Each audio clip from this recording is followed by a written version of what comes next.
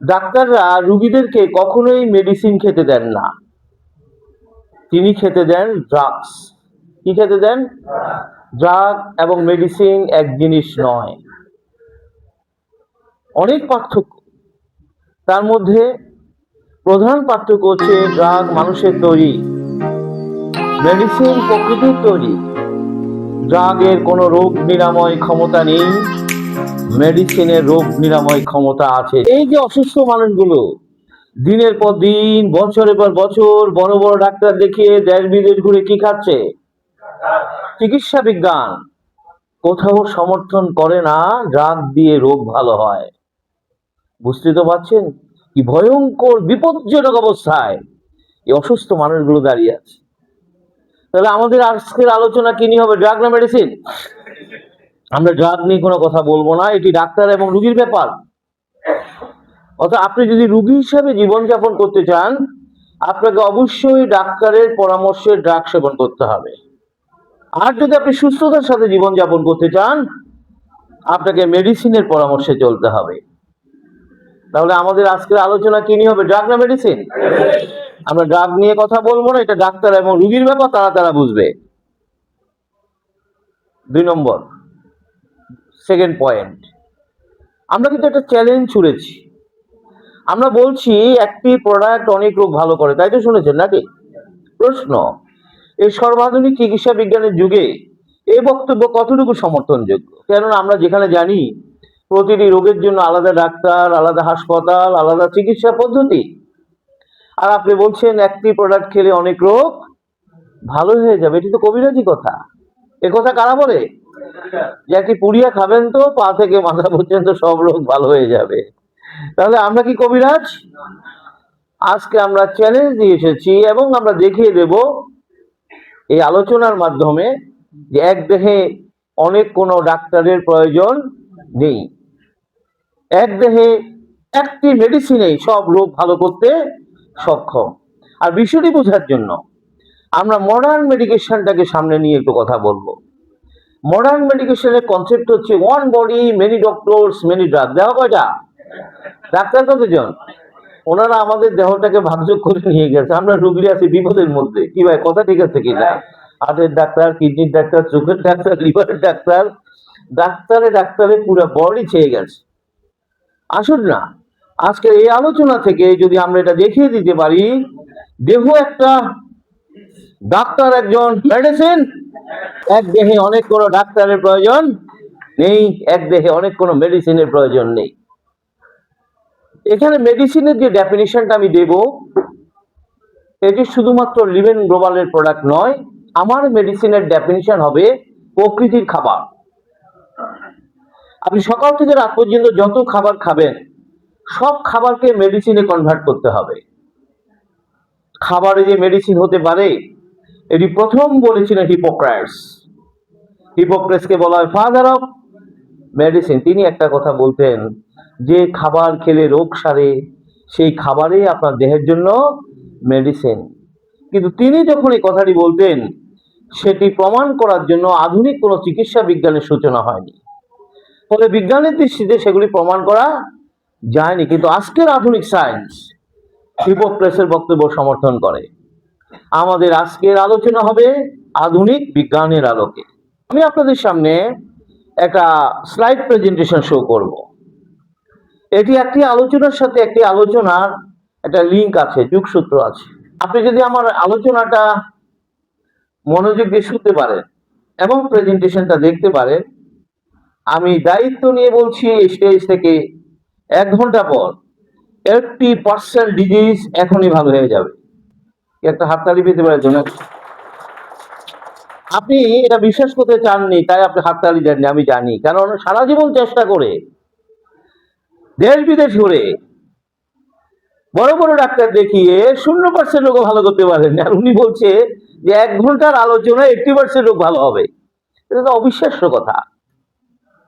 আমি দায়িত্ব নিয়ে বলছি, আমি তো স্টেজে দাঁড়ানো নাকি? কথা বলেন, আমি তো দাঁড়ানো আছি। ঠিক 1 ঘন্টা পরে বুঝে নেবেন 80% ডিজিজ এখনই ভালো হয়ে গেছে। 20% বাসায় গিয়ে প্র্যাকটিস করবেন। Message clear? তো আসুন আমরা প্রোগ্রামটি দেখব। আমার সাথে বলবেন সকলে, one body, one doctor, one একটি মেডিসিনে কিভাবে আপনি আবারও সুস্থ হয়ে উঠবেন। আসুন আমাদের এই মেথডটি কাজ করবে life cell therapy, cell health management with natural way. What is life cell therapy? Cell life therapy has to repair and regenerate human body cell and therefore enhance immunity. এখানে বলছে সেল মানে কোষ, বলছে কোষকে যদি রিপেয়ার করা যায়, replace করা যায়, রিজেনারেট করা যায়, তাহলে ইমিউনিটি বাড়বে। ইমিউনিটির বাংলা অর্থ রোগ প্রতিরোধ ক্ষমতা। ইমিউনিটি শব্দটি এসেছে ইমিউনোলজি থেকে, রোগ প্রতিরোধ বিজ্ঞান। পৃথিবীর সমস্ত মেডিকেল স্টুডেন্টরা যখন এমবিবিএস পড়তে গিয়েছিল তারা অনেকগুলো সাবজেক্ট পড়েছে, তার মধ্যে একটি সাবজেক্ট ছিল ইমিউনোলজি, রোগ প্রতিরোধ বিজ্ঞান। তাহলে বলুন তো দেখি, পৃথিবীর সব ডাক্তাররা কি জানে ইমিউনিটি কি? কথা বলবেন। শুধু জানে বললে ভুল হবে, তাকে পরীক্ষা দিয়ে পাস করতে হয়েছে, কারণ এটা তার সাবজেক্ট ছিল। তো আসুন না, পৃথিবীর সব ডাক্তাররা যেহেতু জানে, আমরা একটু জানি বিষয়টা কি। ইমিউনিটি হচ্ছে প্রত্যেক মানুষের দেহের একটা system, biological system given by God, সৃষ্টিকর্তা প্রদত্ত একটা সিস্টেম। এই সিস্টেমের কাজ হচ্ছে প্রতি মুহূর্তে আপনার আমার দেহকে সব ধরনের রোগ জীবাণুর হাত থেকে রক্ষা করা। আমি কিন্তু রোগ থেকে বলি না, কি বলেছি? কথাগুলো মনোযোগ দিয়ে শুনতে হবে, কিন্তু কি বলেছি? রোগ জীবাণু। সৃষ্টিকর্তা এই রহস্য জানতেন। মানুষ জীবাণুর মহাসমুদ্রে থাকবে। আপনার চারিপাশে বিলিয়ন ট্রিলিয়ন জীবাণু ঘুরে বেড়ায়। আপনার স্কিনের প্রতি বর্গ সেন্টিমিটার জায়গায় 10,000 ব্যাকটেরিয়া আছে। পাকস্থলীতে 100 ট্রিলিয়ন ব্যাকটেরিয়া, 280 ট্রিলিয়ন ভাইরাস রয়েছে, প্রোটোজোয়া, মেটাজোয়া, ফাঙ্গাস। আপনাকে আমাকে যদি অণুবীক্ষণ যন্ত্রের নিচে রাখা হয়, জীবাণু ছাড়া কিছু দেখা। এই যে বিলিয়ন ট্রিলিয়ন জীবাণু দেহের ভিতরে দেহের বাইরে নিয়ে আমরা চলাফেরা করছি, আমরা কি সবাই অসুস্থ? আমরা সবাই অসুস্থ না। সৃষ্টিকর্তা এই রহস্য জানতেন যে মানুষ জীবাণুর মহাসমুদ্রে থাকবে, তাই তিনি প্রত্যেক মানুষের দেহে একটা সিস্টেম দিয়ে রেখেছেন। This system is called immunity. ইমিউনিটির ব্যাখ্যায় বলা আছে জীবাণু এবং আপনার দেহ পাশাপাশি থাকবে, কিন্তু জীবাণুরা আপনাকে আক্রমণ করতে পারবে না যদি ইমিউনিটি শক্তিশালী থাকে। জোরে একটা হাততালি চাই। পৃথিবীর সব ডাক্তাররা, পৃথিবীর সব চিকিৎসা বিজ্ঞানীরা, আমি দায়িত্ব নিয়ে কথা বলি, চিকিৎসা বিজ্ঞানের এই সত্যগুলো গোপন করেন, ধামা চাপা দেন। কেন? কারণ তিনি তো ইমিউনিটি নিয়ে অনেক বেশি পড়েছেন, নাকি? ইমিউনিটি নিয়ে পড়তে গিয়ে তিনি যে সত্যগুলো জেনেছেন, যে কোনো রোগের পেছনের কারণ দুর্বল ইমিউনিটি। আজকে থেকে রোগ খোঁজার দরকার নেই। যে কোনো রোগের পেছনের কারণ জীবাণুর আক্রমণ। এবং তিনি আরো যে সত্যটি জেনে গেছেন, ইমিউনিটি ঠিক রাখার দায়িত্ব কোনো ডাক্তার হাতে দেওয়া হয়নি। ইমিউনিটি ঠিক রাখার দায়িত্ব শুধু প্রকৃতির হাতে রাখা হয়েছে। তাড়াতাড়ি যাই, পৃথিবীর সব ডাক্তার এগুলো জানে। তবে তারা এগুলো গোপন করেন কেন? কেন তারা ধামা চাপা দেন? কারণ একটা, টোটাল মডার্ন মেডিকেশনটা হচ্ছে অসুস্থ মানুষের বিজনেস। কি ভাই, তাদের কাস্টমার কারা? তাদের কাস্টমার অসুস্থ মানুষ। আপনি সুস্থ থাকলে ওই বিলিয়ন ট্রিলিয়ন ডলারের বিজনেস হবে না। কি বলতে চেয়েছি মাথায় পয়েন্টটা নিয়ে নেবেন। এ বিষয়ে আমরা বেশি কথা বলবো না, শুধু এটুকু জেনে রাখবেন, দেহটা কার? সিদ্ধান্ত আপনাকে নিতে হবে। আপনি যদি মনে করেন ওই আধুনিক ডাক্তার, ওই হাসপাতাল, ওই ক্লিনিক, ওই প্রযুক্তি আপনাকে রোগ মুক্ত করার জন্য এসেছে, আপনি বোকার স্বর্গে বসবাস করছেন। কারণ বিজ্ঞান নিজে এটা সমর্থন করে না। Message clear? আলোচনা অনেক বড়, কিন্তু আমরা ছোট ছোট অনেকগুলো পয়েন্ট ঠিক করব। আর আমি দায়িত্ব নিয়েছি কত পারছেন? আমার কাছ থেকে বুঝে নেবেন, শুধু কথাগুলো মনোযোগ দিয়ে শুনে। তাহলে আসুন, কার ইমিউনিটি বাড়ালে আপনি রোগমুক্ত থাকতে পারবেন? সেল। তো আসুন আমরা একটু দেখি সেলটা কি, যার ইমিউনিটি বাড়ালে ঠিক থাকলে আপনি রোগমুক্ত হবেন। Cell is tiny life. Our body comprises of 100 trillion of cells, as like as bricks. একটা বিশাল বিল্ডিং যেভাবে ইটের পর ইটের গাঁথুনি দিয়ে তৈরি, ঠিক আপনার আমার দেহ সেল দিয়ে তৈরি। প্রতিটি সেল টাইনি লাইফ, ক্ষুদ্র জীবন। তাহলে আমরা কি বলতে পারি আমাদের দেহটি 100 ট্রিলিয়ন জীবনের একটি ইউনিট? বললে কি ভুল হবে? তাহলে আমার হার্ট কি দিয়ে তৈরি, কিডনি কি দিয়ে তৈরি? Everything comprises of cell. তাহলে আপনার আমার বডিতে যদি কোনো প্রবলেম হয়, প্রবলেমটি কোথায় হয়েছে? চিকিৎসা কোথায় দেওয়া উচিত? পৃথিবীর সমস্ত মেডিকেল স্টুডেন্টরা যখন এমবিবিএস পড়তে গিয়েছিল, প্রথম যে শব্দটির সাথে তার পরিচয় ঘটেছিল সেটি কি? কিন্তু সেল নিয়ে মেডিকেল সায়েন্স পড়া শুরু করেছে। সেল নিয়ে পড়তে গিয়ে চিকিৎসা বিজ্ঞানের শুরুতে তিনি যে সত্য কথাটি জেনে গেছেন, কোষের চিকিৎসার দায়িত্ব কোনো ডাক্তারের হাতে দেওয়া হয়নি, কোষের চিকিৎসার দায়িত্ব শুধু প্রকৃতির হাতে রাখা হয়েছে। জোরে একটা হাততালি চাই, সব ডাক্তার এগুলো জানে। তাহলে উনি কিসের ডাক্তার? নো, হার্টের অনেক বড় ডাক্তার, কিডনির অনেক বড় ডাক্তার, চোখের অনেক বড় ডাক্তার। আমার সমস্যা কি চোখে না চোখের কোষে? আমার সমস্যা হার্টে না হার্টের কোষে? আমার সমস্যা কিডনিতে নয়? বলুন তো দেখি, আসলে কি আমরা চিকিৎসাটা পাচ্ছি? আমরা যে চিকিৎসা পাচ্ছি না, এটার প্রমাণও কিন্তু আমাদের ঘরে ঘরে। এই যে এত আধুনিক ডাক্তার, এত আধুনিক হাসপাতাল, এত আধুনিক চিকিৎসা পদ্ধতি, পরিসংখ্যান বলছে মানুষ ভয়াবহ জটিল জটিল রোগে আক্রান্ত। উত্তর কিন্তু আমাদের হাতে। সমস্যা কোথায়? জোরে একটা হাত তালি যায়, সমস্যা কোথায়? ওই কোষের চিকিৎসার দায়িত্ব ডাক্তারের হাতে নেই। ভবিষ্যতে চিকিৎসা পদ্ধতি আরো আধুনিক হবে। আমরা যেটা রুগীরা আশা, যদি হার্টের চিকিৎসাটা আরো ভালো হতো, কিডনির চিকিৎসাটা আরো ভালো হতো। হ্যাঁ, চিকিৎসা পদ্ধতি আধুনিক হবে, বাট আপনি সুস্থ থাকতে পারবেন? Message clear? আপনি সুস্থ থাকতে পারবেন না, কারণ মূল জায়গায় ট্রিটমেন্টের দায়িত্ব তার হাতে দেয়া। এটি কার হাতে রাখা হয়েছে? পৃথিবীর সব ডাক্তার এগুলো জানেন, পৃথিবীর সমস্ত মেডিকেল সায়েন্টিস্ট এগুলো জানেন। তাহলে আসুন, আমরা পেয়ে গেছি আমাদের সমস্যা কোথায়, চিকিৎসা চলবে কোথায়। আমাদের রোগ নির্ণয়ের কোনো ডায়াগনোসিসের প্রয়োজন নেই, কারণ আমরা চেটে গেছি সমস্যা কোথায়। চিকিৎসা চলবে কোষে, আর কোষের চিকিৎসা কে দিবে? ডাক্তারদের নেচার। তো পয়েন্ট তো পেয়ে গেছে, এটা ডাক্তার হাতে নেই সুযোগ। আসুন আমরা এখন একটু দেখবো আমরা রুগী হলাম কিভাবে। আমরা কিন্তু হঠাৎ করে রুগী হইনি, আমরা ধীরে ধীরে রুগী হয়েছি। আমাদের প্রথম অসুস্থ ছিল এরকম, শরীরটা কেমন যেন একটু ম্যাজম্যাজ করে, কথা ঠিক আছে কিনা, কেমন যেন একটু ভার ভার করে। সকলে মিলে বললো তাড়াতাড়ি ডাক্তার দেখাও, দেরি করো না, দেরি করলে রোগটি বেড়ে যাবে। আমরা এমন এক ডাক্তার নির্ভর সমবস্থা তৈরি করেছি, আপনি অসুস্থ হলে যদি ডাক্তার না দেখান আপনাকে সবাই গালমন্দ করবে। কেমন মানুষ, ডাক্তার দেখায় না। আমরা বাচ্চা যদি হাসি দেয়, স্বামীর স্ত্রী ঝগড়া শুরু হয়, যে তুমি বাচ্চাটাকে এখন ডাক্তার দেখালা না। কথাগুলো ঠিক আছে কিনা? অর্থাৎ পরিকল্পিত ভাবে ডাক্তার নির্ভর একটা সমাজ ব্যবস্থা তৈরি করা হয়েছে। এর পেছনে রয়েছে বিলিয়ন বিলিয়ন ডলারের ড্রাগ বিজনেস।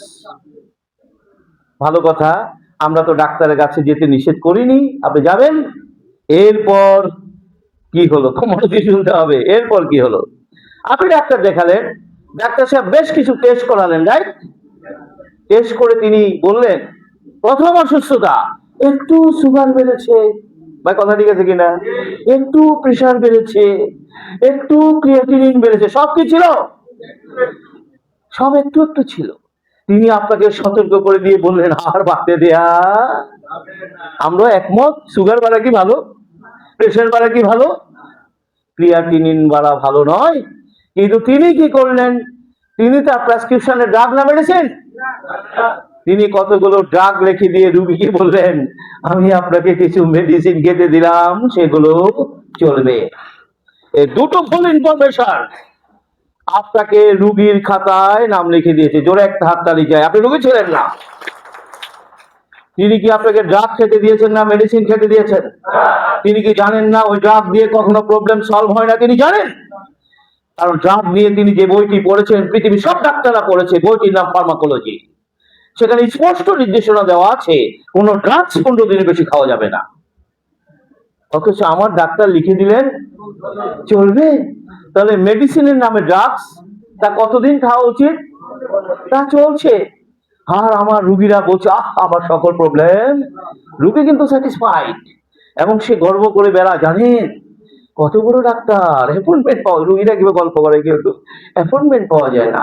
আমি আমার সচিব বন্ধুকে দিয়ে অ্যাপয়েন্টমেন্ট নিয়েছি, ওনার দেওয়া ওষুধ খাওয়ার পর আমি পুরা সুস্থ। এই মেসেজ বন্ধু বান্ধব আত্মীয় স্বজন সবাইকে দিয়ে বেড়া, কি কথা ঠিক আছে কিনা? সুস্থ। দিন যত যায় জাগের পরিমাণ বাড়তে থাকে, শুরু করছে 2টা দিয়ে, এখন 14টা খায়। কথা ঠিক আছে কিনা? কয়টা দিয়ে শুরু করছে, এখন কয়টা খায়? আগে এক বেলা খেত, এখন কয় বেলা খায়? রুগী কিন্তু বলে খুব ভালো আছি, জানেন গত সপ্তাহে সিঙ্গাপুর গিয়েছিলাম, ব্যাংকক গিয়েছিলাম, ভেলোর গিয়েছিলাম, ঢাকা মেডিকেলের বড় প্রফেসর দেখিয়েছিলাম, উনি নতুন করে 3টা ওষুধ খেতে দিয়েছে, খাওয়ার পর আরো ভালো আছে। আমার রুগীরা কেউ খারাপ নেই, দিন যত যায় ড্রাগের পরিমাণ, একটা পর্যায়ে ড্রাগ আর কাজ করে না। কথা ঠিক আছে কিনা বলেন? 8-10 বছর পর ড্রাগ কাজ করে না। আপনি তো বসে থাকবেন না, আপনি আবারও ডাক্তার দেখাবেন। এবার তিনি টেস্ট করে বললেন আপনার তো kidney damage, liver damage, high pressure, high sugar, high creatinine. প্রথম দিন কি বলেছিলেন? প্রথম দিন বলেছিলেন একটু একটু, 10 বছর পরে বলছেন আমার নাকি কিছু নাই। কেন এরকম হলো? কেন আমার রুগীরা জানতে পারেনি তার বডিতে কি চলছে? যতবারে জিজ্ঞেস করেছেন ততবারে বলে ভালো আছি, এখন যে ভালো নেই। এখন ভালো নেই বললে ভুল হবে, যায় যায় অবস্থা। আসুন, কেন আমরা রুগীরা জানতে পারিনি আমাদের বডিতে কি চলছে? আসুন সেই উত্তর আমাদের হাতে।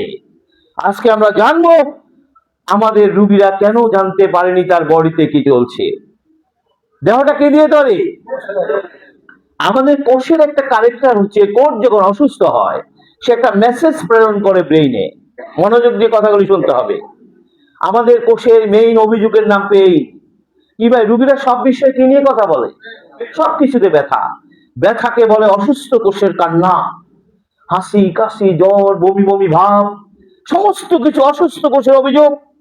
আর সে অভিযোগটা কোথায় পাঠায়? ব্রেনে পাঠায়। কিভাবে পাঠায়? আপনার ব্রেনের সাথে সমস্ত দেহ কোষের নার্ভ ফাইবার দিয়ে কানেক্টেড।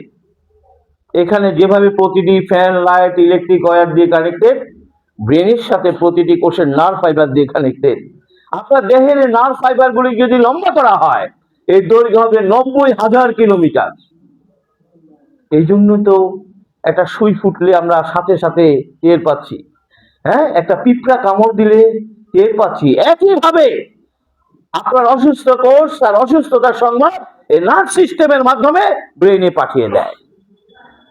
আপনি যখন ডাক্তার দেখিয়েছিলেন, ডাক্তারের কাছে কার কথাগুলো বলেছিলেন? কথা বলেন না। ব্রেন যা যা বলে কিন্তু আপনি তাই তাই বলছেন, ডাক্তার সাহেব আমার এই প্রবলেম, আমার এই প্রবলেম, আমার এই প্রবলেম। ব্রেন যা যা বলে আপনি তাই তাই বলছেন।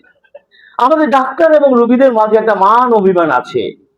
রুগীদের অভিযোগ ডাক্তার কথা শুনতে চায় না, ডাক্তার সময় দিতে, কি অভিযোগ আছে কিনা বলেন? কিন্তু রুগীরা চায়, তার এত সমস্যা, ডাক্তার একটু সময় দেখ, তার কথাগুলো শোনো।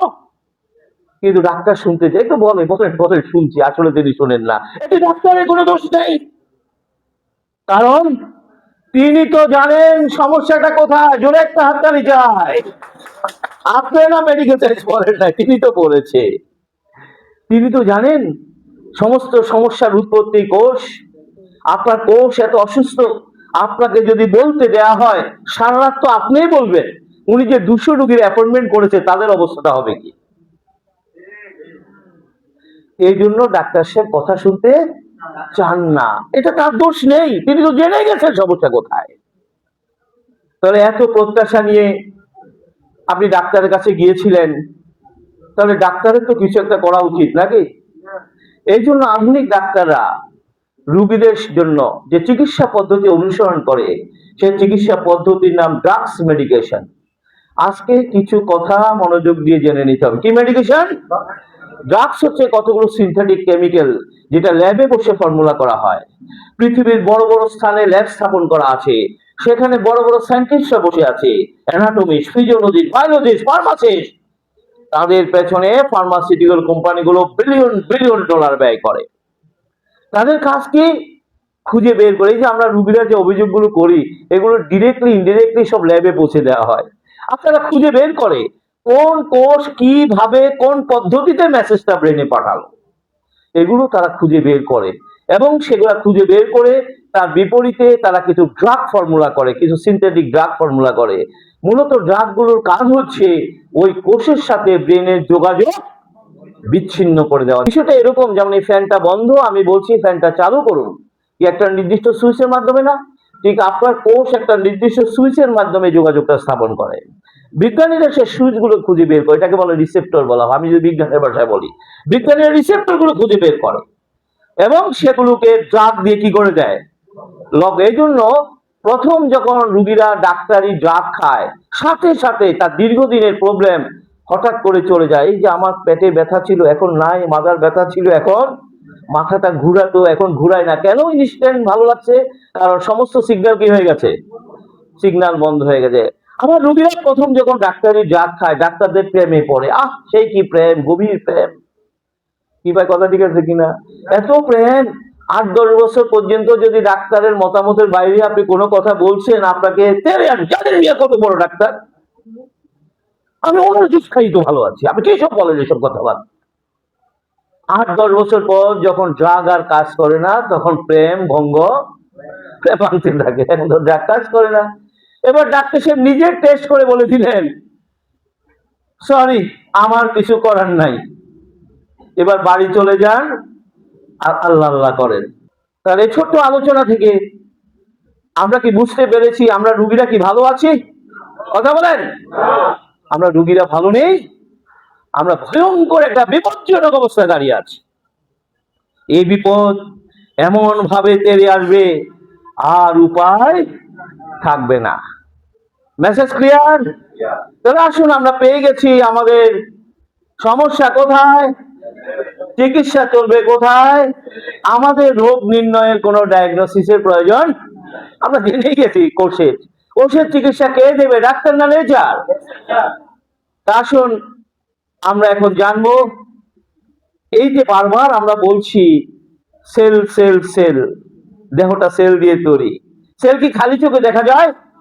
আসুন এই দেহটা যে সেল দিয়ে তৈরি, সেল ছাড়া কিছু নেই। আমরা এই প্রেজেন্টেশনটা দেখব।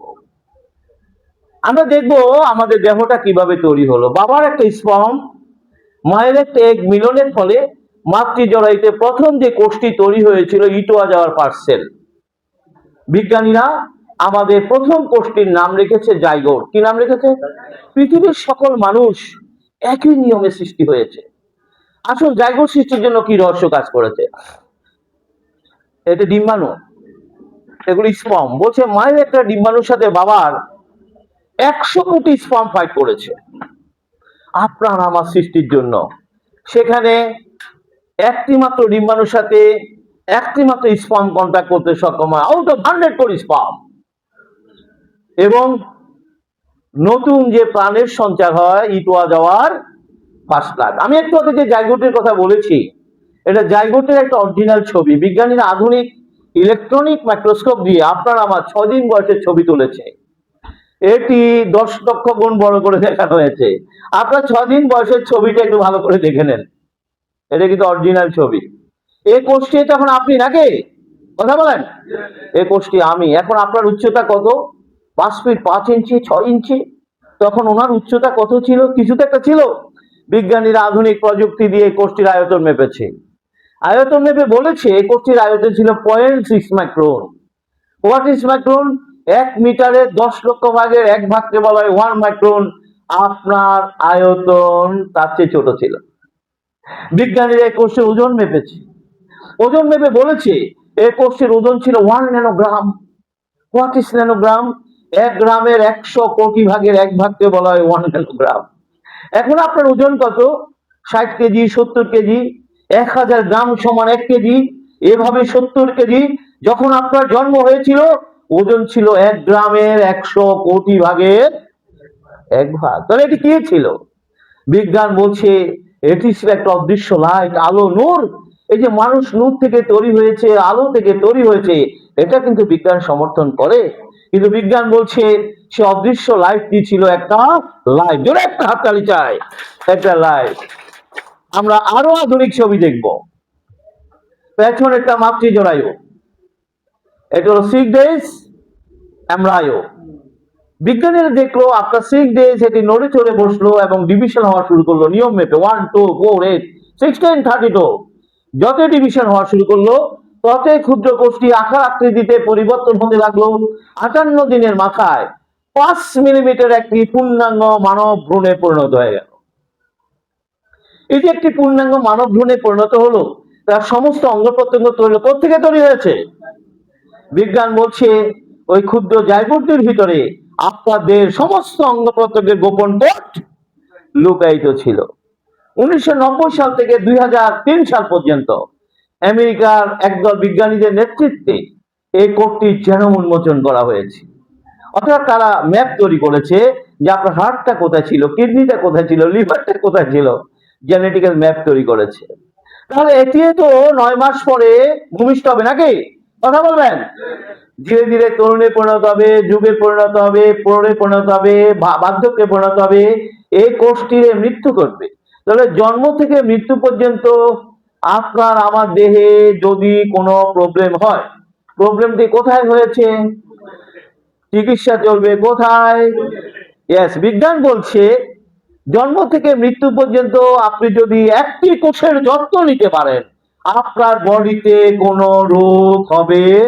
জোরে একটা হাততালি চাই। কিন্তু দুর্ভাগ্য, চিকিৎসা বিজ্ঞানের চমৎকার আবিষ্কার উপস্থাপনা আধুনিক ডাক্তাররা কখনো বলবেন। কেন বলবেন না?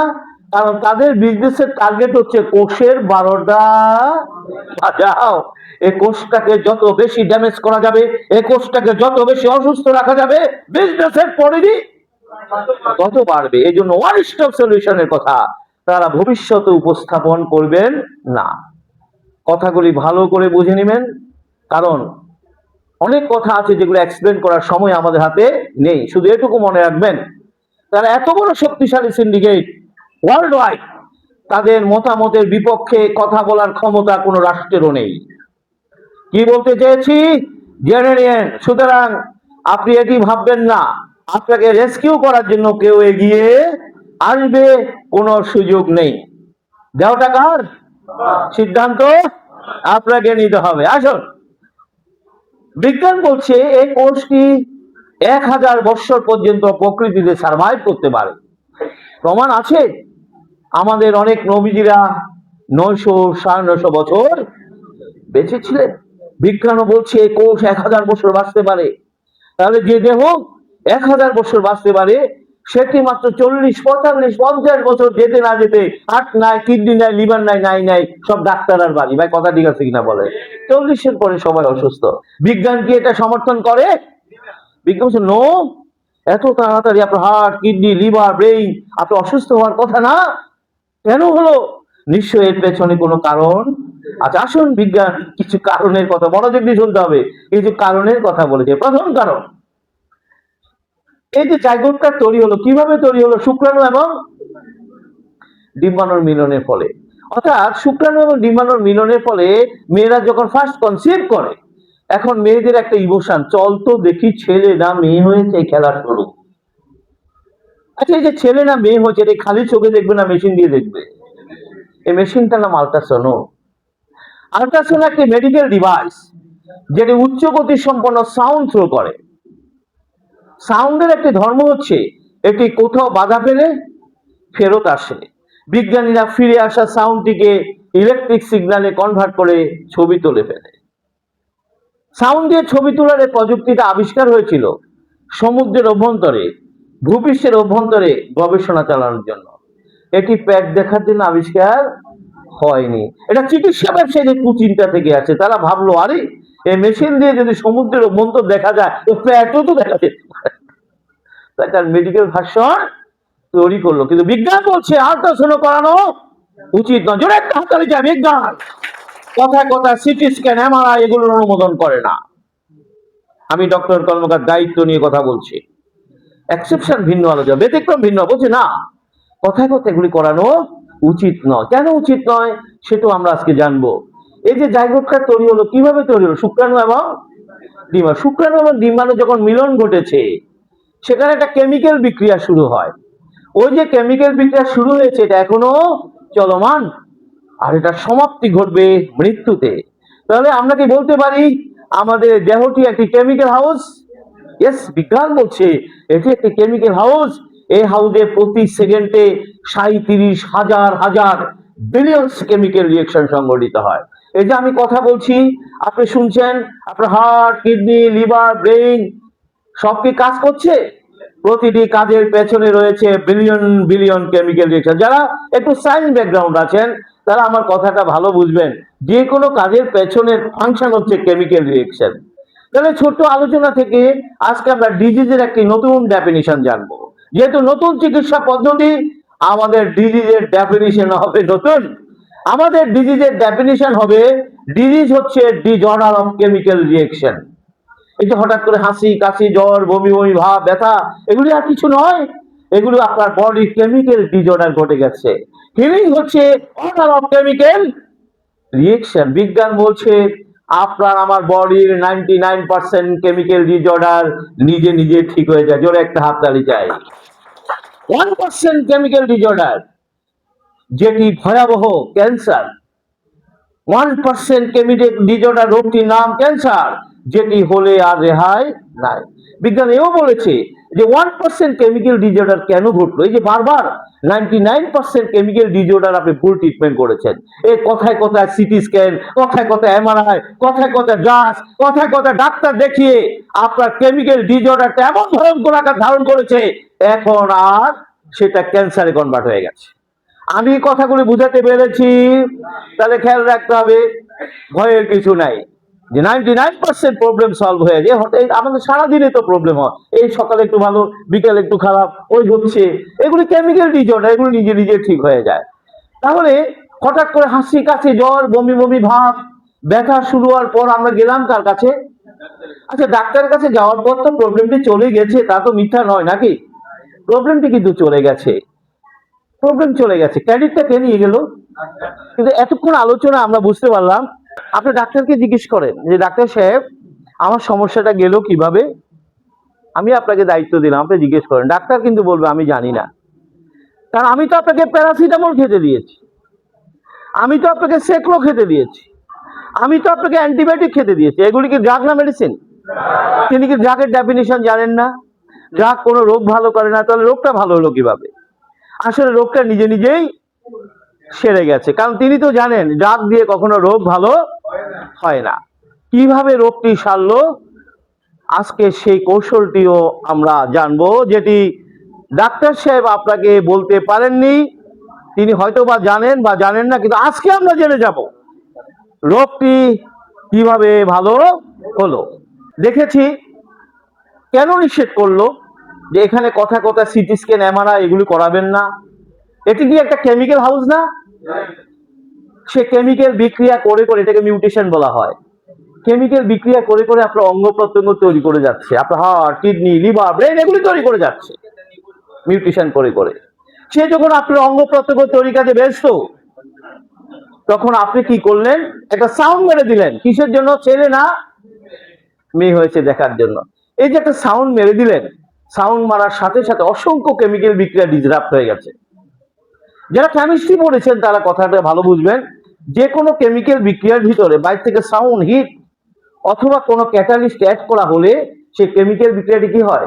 অল্টার হয়। তো এটা তো কেমিক্যাল হাউস, যে বারবার আপনি এখানে সাউন্ড দিচ্ছেন। দেখেন মেয়েরা এখন কি করে, কনসিভ করার পর পারলে প্যাটের সাথে আল্ট্রাসাউন্ড বাঁধা রাখে, কথা ঠিক আছে কিনা? আর ডাক্তার বলে গেলে বলে যে আল্ট্রাসাউন্ড করে আসেন। এই যে বারবার আপনি সাউন্ড দিচ্ছেন, সাউন্ডের সাথে অসংখ্য কেমিক্যাল বিক্রিয়া চেঞ্জ হচ্ছে, আর তার ফলশ্রুতিতে জন্ম নিচ্ছে অটিজম শিশু। কি ভাই, ঘরে ঘরে অটিজম শিশুর সংখ্যা এখন বেশি না? হার্টে ছিদ্র নিয়ে শিশুর জন্ম হচ্ছে, অঙ্গহানি নিয়ে শিশুর জন্ম হচ্ছে, জটিল জটিল রোগ নিয়ে শিশুর জন্ম হচ্ছে।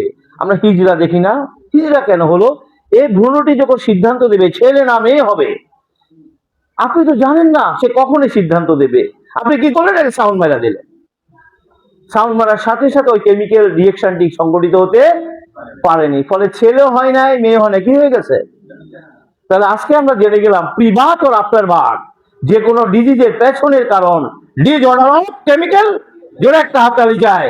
আমাদের রোগ নিয়ে এত জটিল হওয়ার দরকার নাই। ডিজঅর্ডার সেটা আফটার বার্থ হতে পারে, বিফোর বার্থ হতে পারে, কেমিক্যাল ডিজঅর্ডার ঘটে গেছে। আসুন আমরা আজকে একটা নতুন বিষয় জানবো। এই যে আমরা ডাক্তারের কাছে যাওয়ার পর ডাক্তার সাহেব অনেকগুলো টেস্ট দেন না?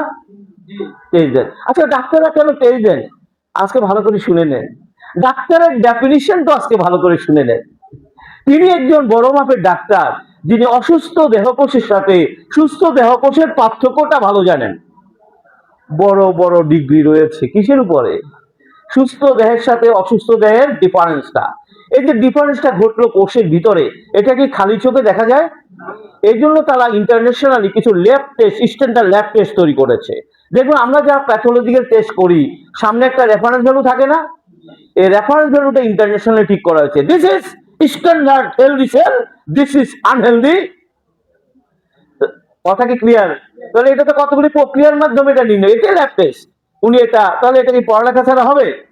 এই জন্য উনি এটা বের করে আপনার সামনে উপস্থাপন করলেন। প্রবলেম আছে তো, প্রবলেমটা কোথায়? কথা বলেন না কেন? উনি কিন্তু প্রবলেমটা, এটা স্ট্যান্ডার্ড, এটা নন স্ট্যান্ডার্ড। উনি বলবে সমস্যা আছে। সিটি স্ক্যান এমআরআই কি? সিটি স্ক্যান এমআরআই হচ্ছে কতগুলি মেডিকেল ডিভাইস, যেগুলি আপনার অঙ্গ প্রত্যেকের ছবিকে বড় করে দেখানো হয়, খালি চোখে দেখা যায় না।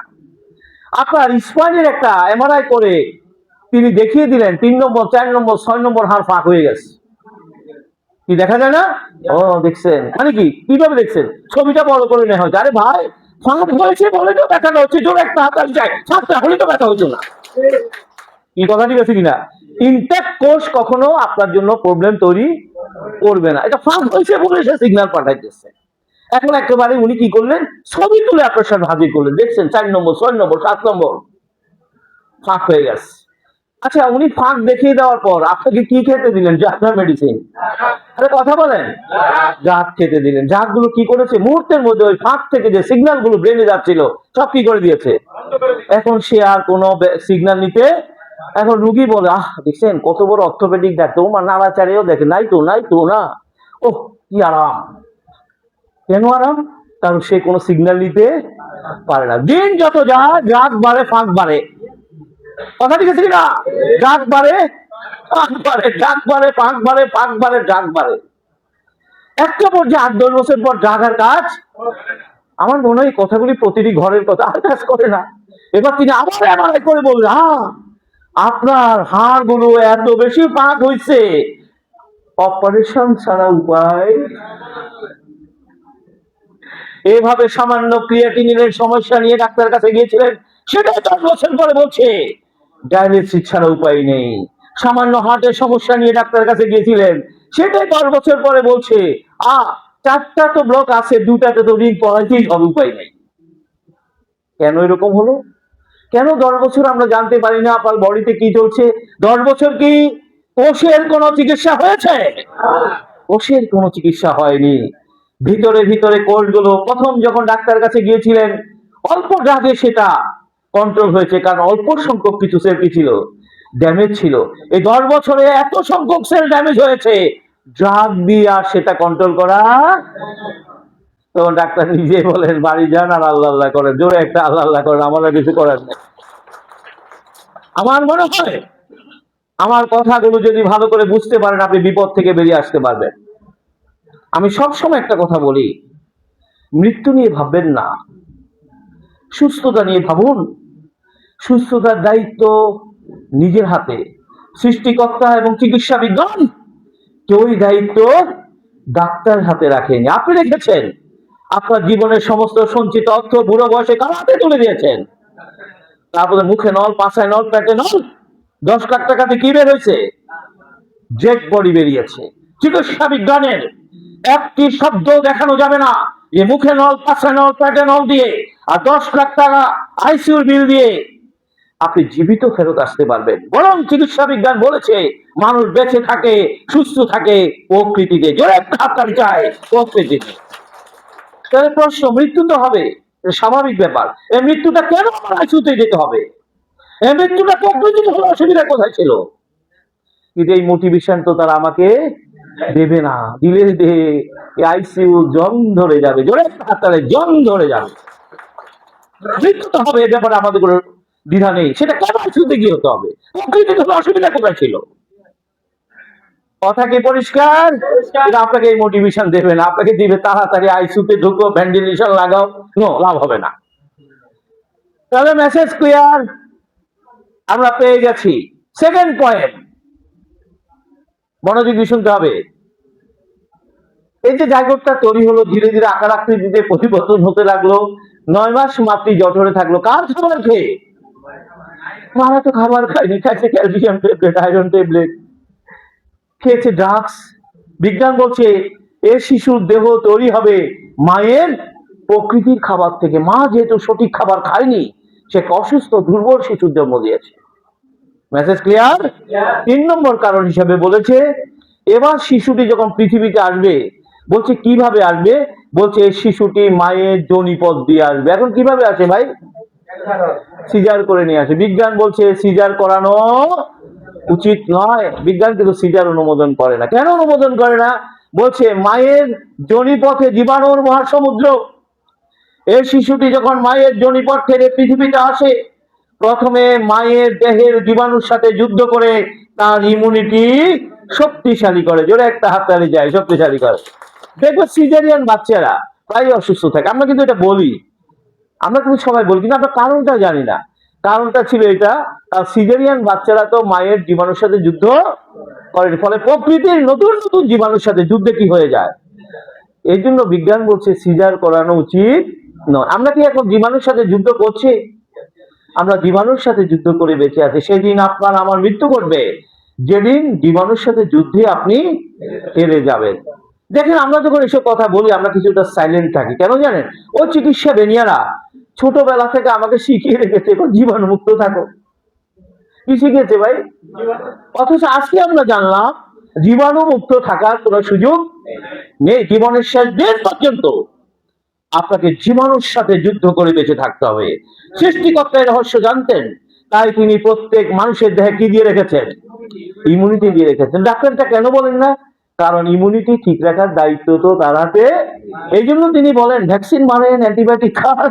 আচ্ছা বলুন তো দেখি, এই ভ্যাকসিন মেরে অ্যান্টিবায়োটিক খেয়ে বিলিয়ন ট্রিলিয়ন জীবাণুর বিরুদ্ধে যুদ্ধ করে বেঁচে থাকা কি সম্ভব? আপনি ডাক্তারকে জিজ্ঞেস করেন, সেও জানে এটা সম্ভব না। কিন্তু তিনি তারপরও ইমিউনিটির কথাটা বলতে পারছেন। মেসেজ কি ক্লিয়ার? আর ইমিউনিটির কথা বললে খেলা খেলা কিন্তু ফাইনাল। তাহলে আসুন, তার ইমিউনিটি ঠিক রাখার দায়িত্ব কার হাতে? ডাক্তার না নেচার?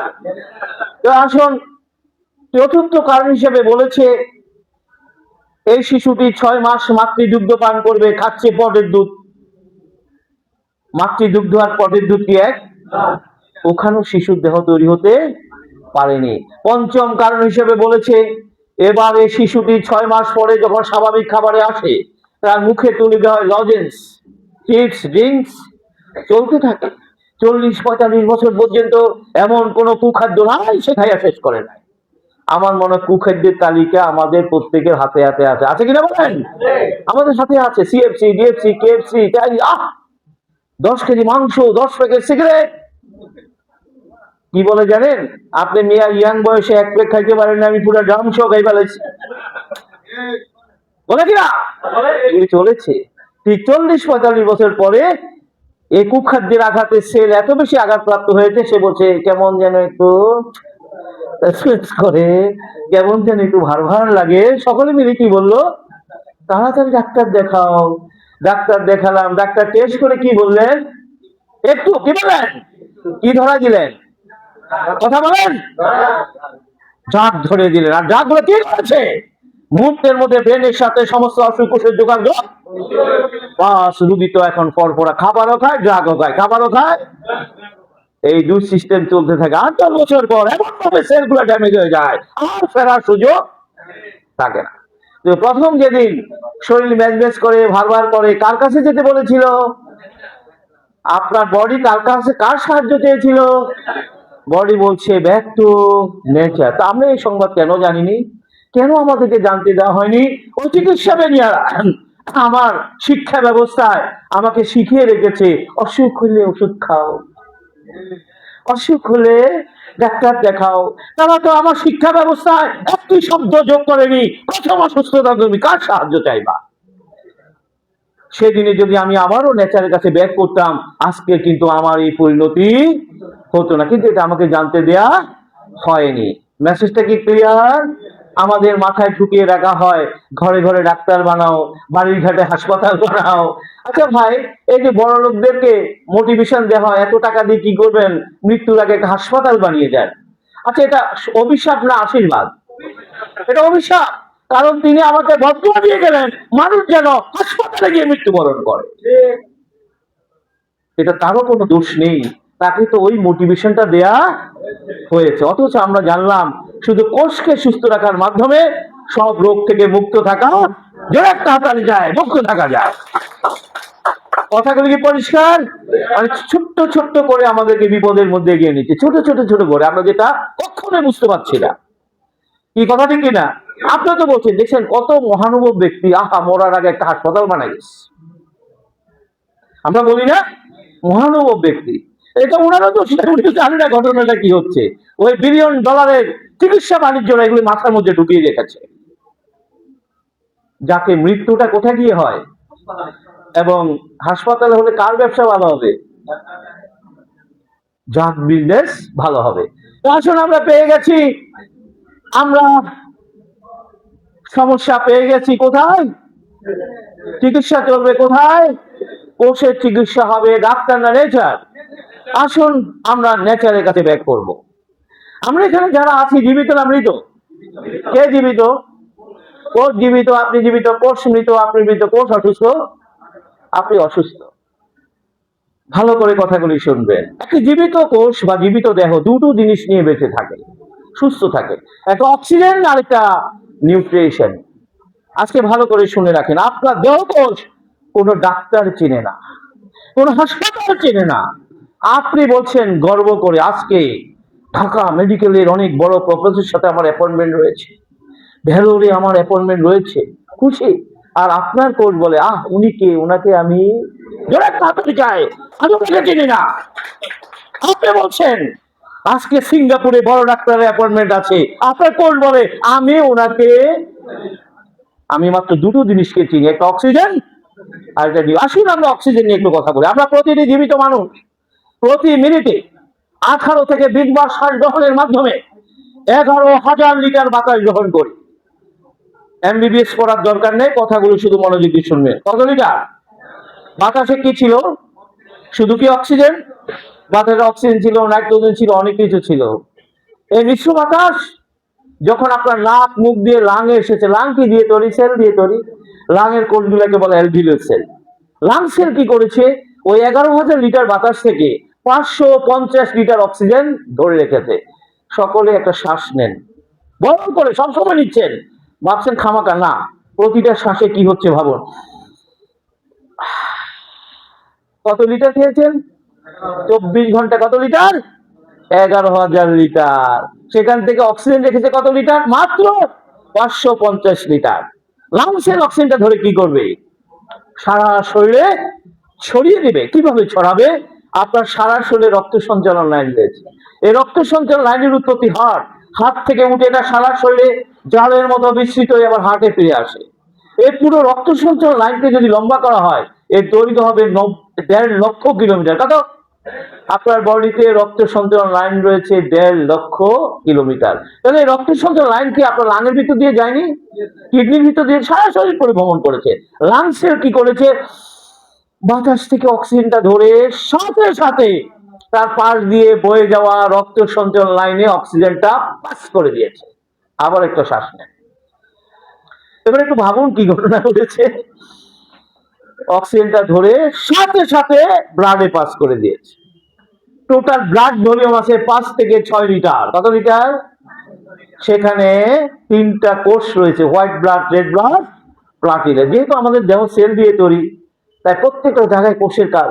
সেখানে রেড ব্লাডকে দায়িত্ব দেওয়া হয়েছে। কাকে দায়িত্ব দেওয়া হয়েছে? রেড ব্লাডকে দায়িত্ব দেওয়া হয়েছে। লাংসের বাতাস থেকে অক্সিজেনটা ধরে যখন এই ব্লাডে পাস করবে, তোমার কাজ হচ্ছে সেটি ধরে ফেলা। তাহলে আবার একটা জোর করে শ্বাস নেন। ভাবুন তো দেখি কি ঘটনা ঘটেছে। কতগুলি ঘটনা ঘটেছে খেয়াল করছেন? প্রথমে লাং অক্সিজেন, লাংসের অক্সিজেনটা ধরে ফেলেছে, ব্লাডে পাস করে দিয়েছে, রেড ব্লাড সাথে সাথে অক্সিজেনটা ধরে বলছে টোটাল প্রক্রিয়াটি সম্পন্ন হয় 1 সেকেন্ডে 1000 ভাগের 1 ভাগ সময়ের মধ্যে।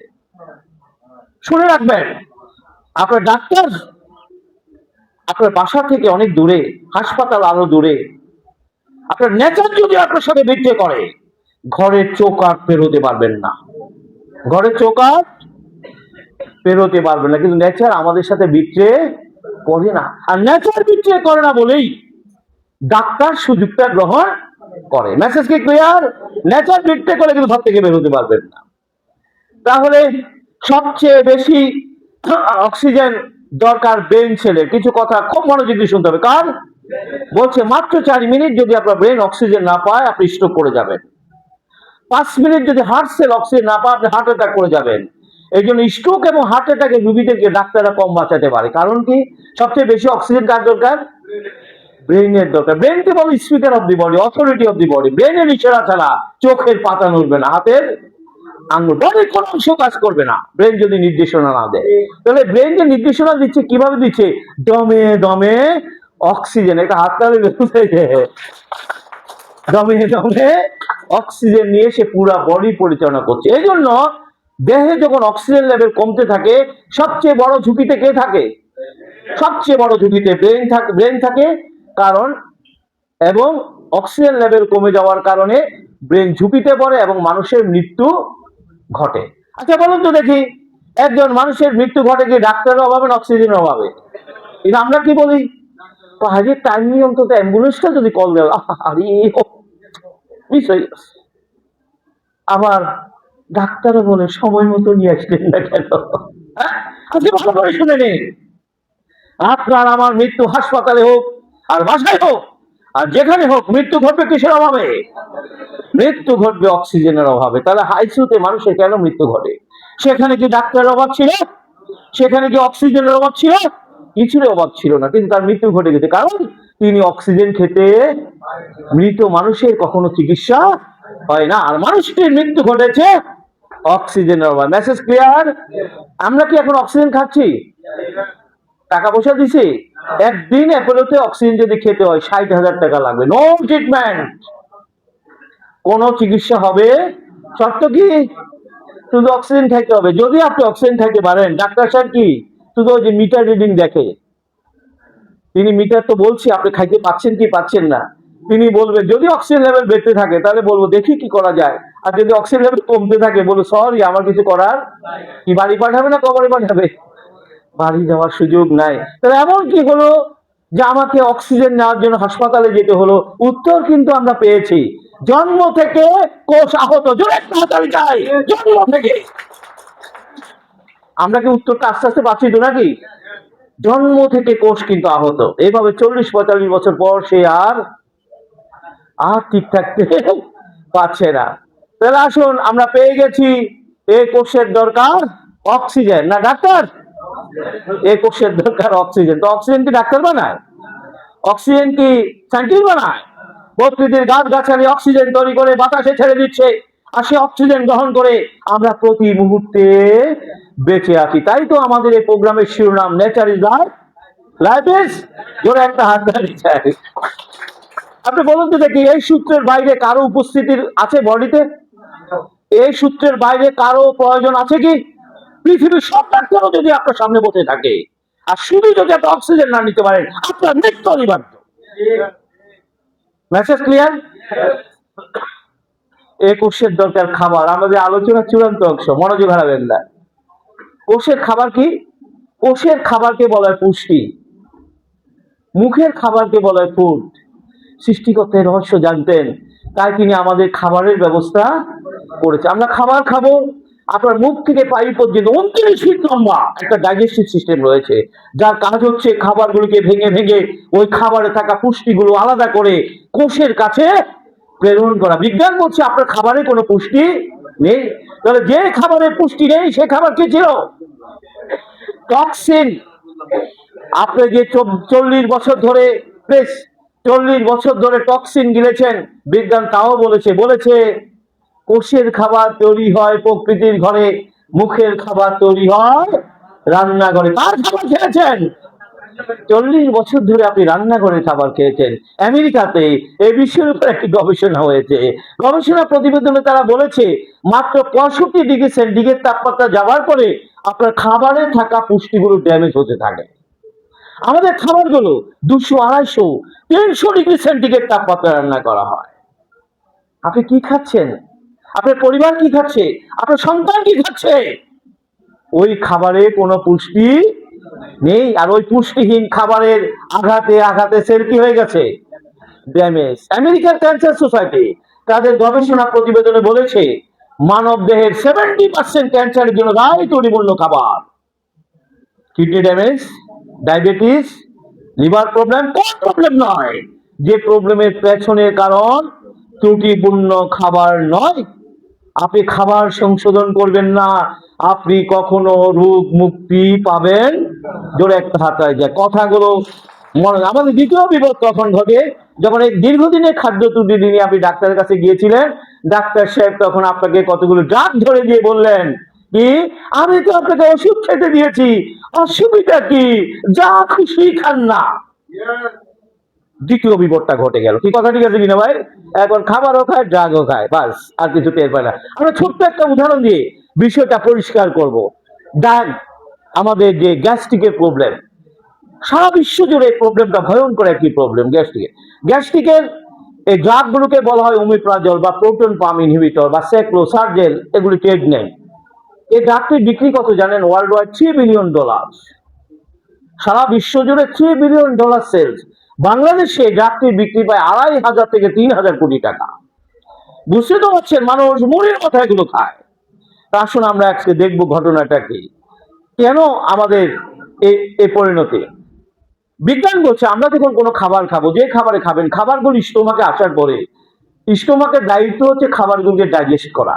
আপনি যেই খাবারে খাবেন, খাবারকে কি করা? ডাইজেস্ট করা।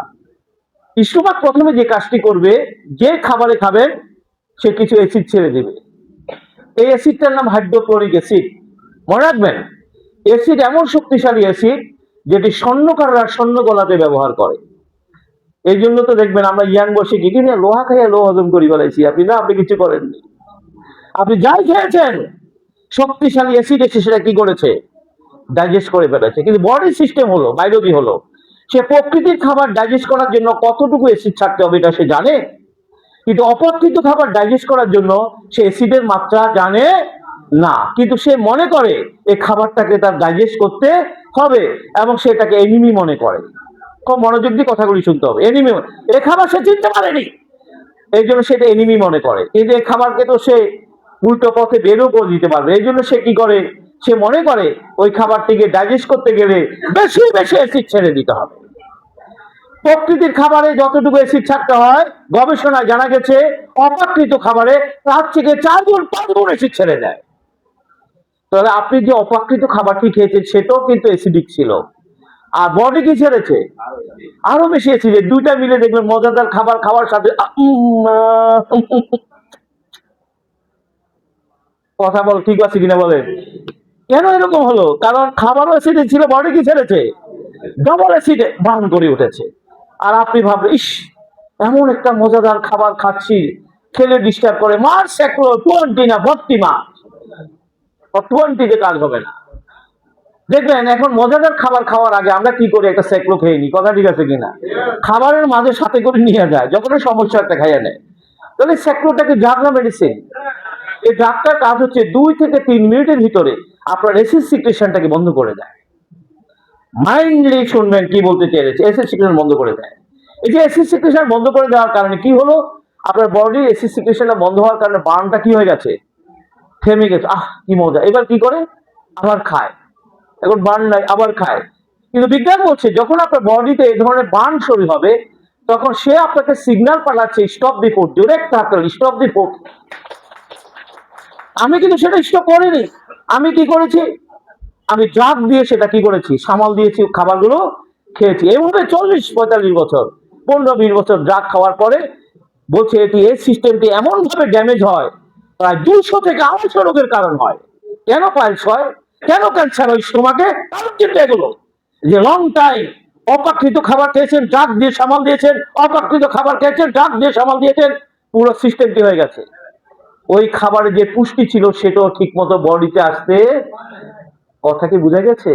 আমাদের কাছে একটি রিপোর্ট আছে, বলা হচ্ছে কেউ যদি ড্রাগ গুলো 8-10 বছর খায়, মরার জন্য আর ডাক্তারের কাছে যেতে, আপনি জিজ্ঞেস করেন ড্রাগ খাওয়া কতদিন উচিত, জিজ্ঞেস করেন কতদিন খাবে, 30 বছর খাই, 30 বছর খাই, খাইলেই ভালো লাগে।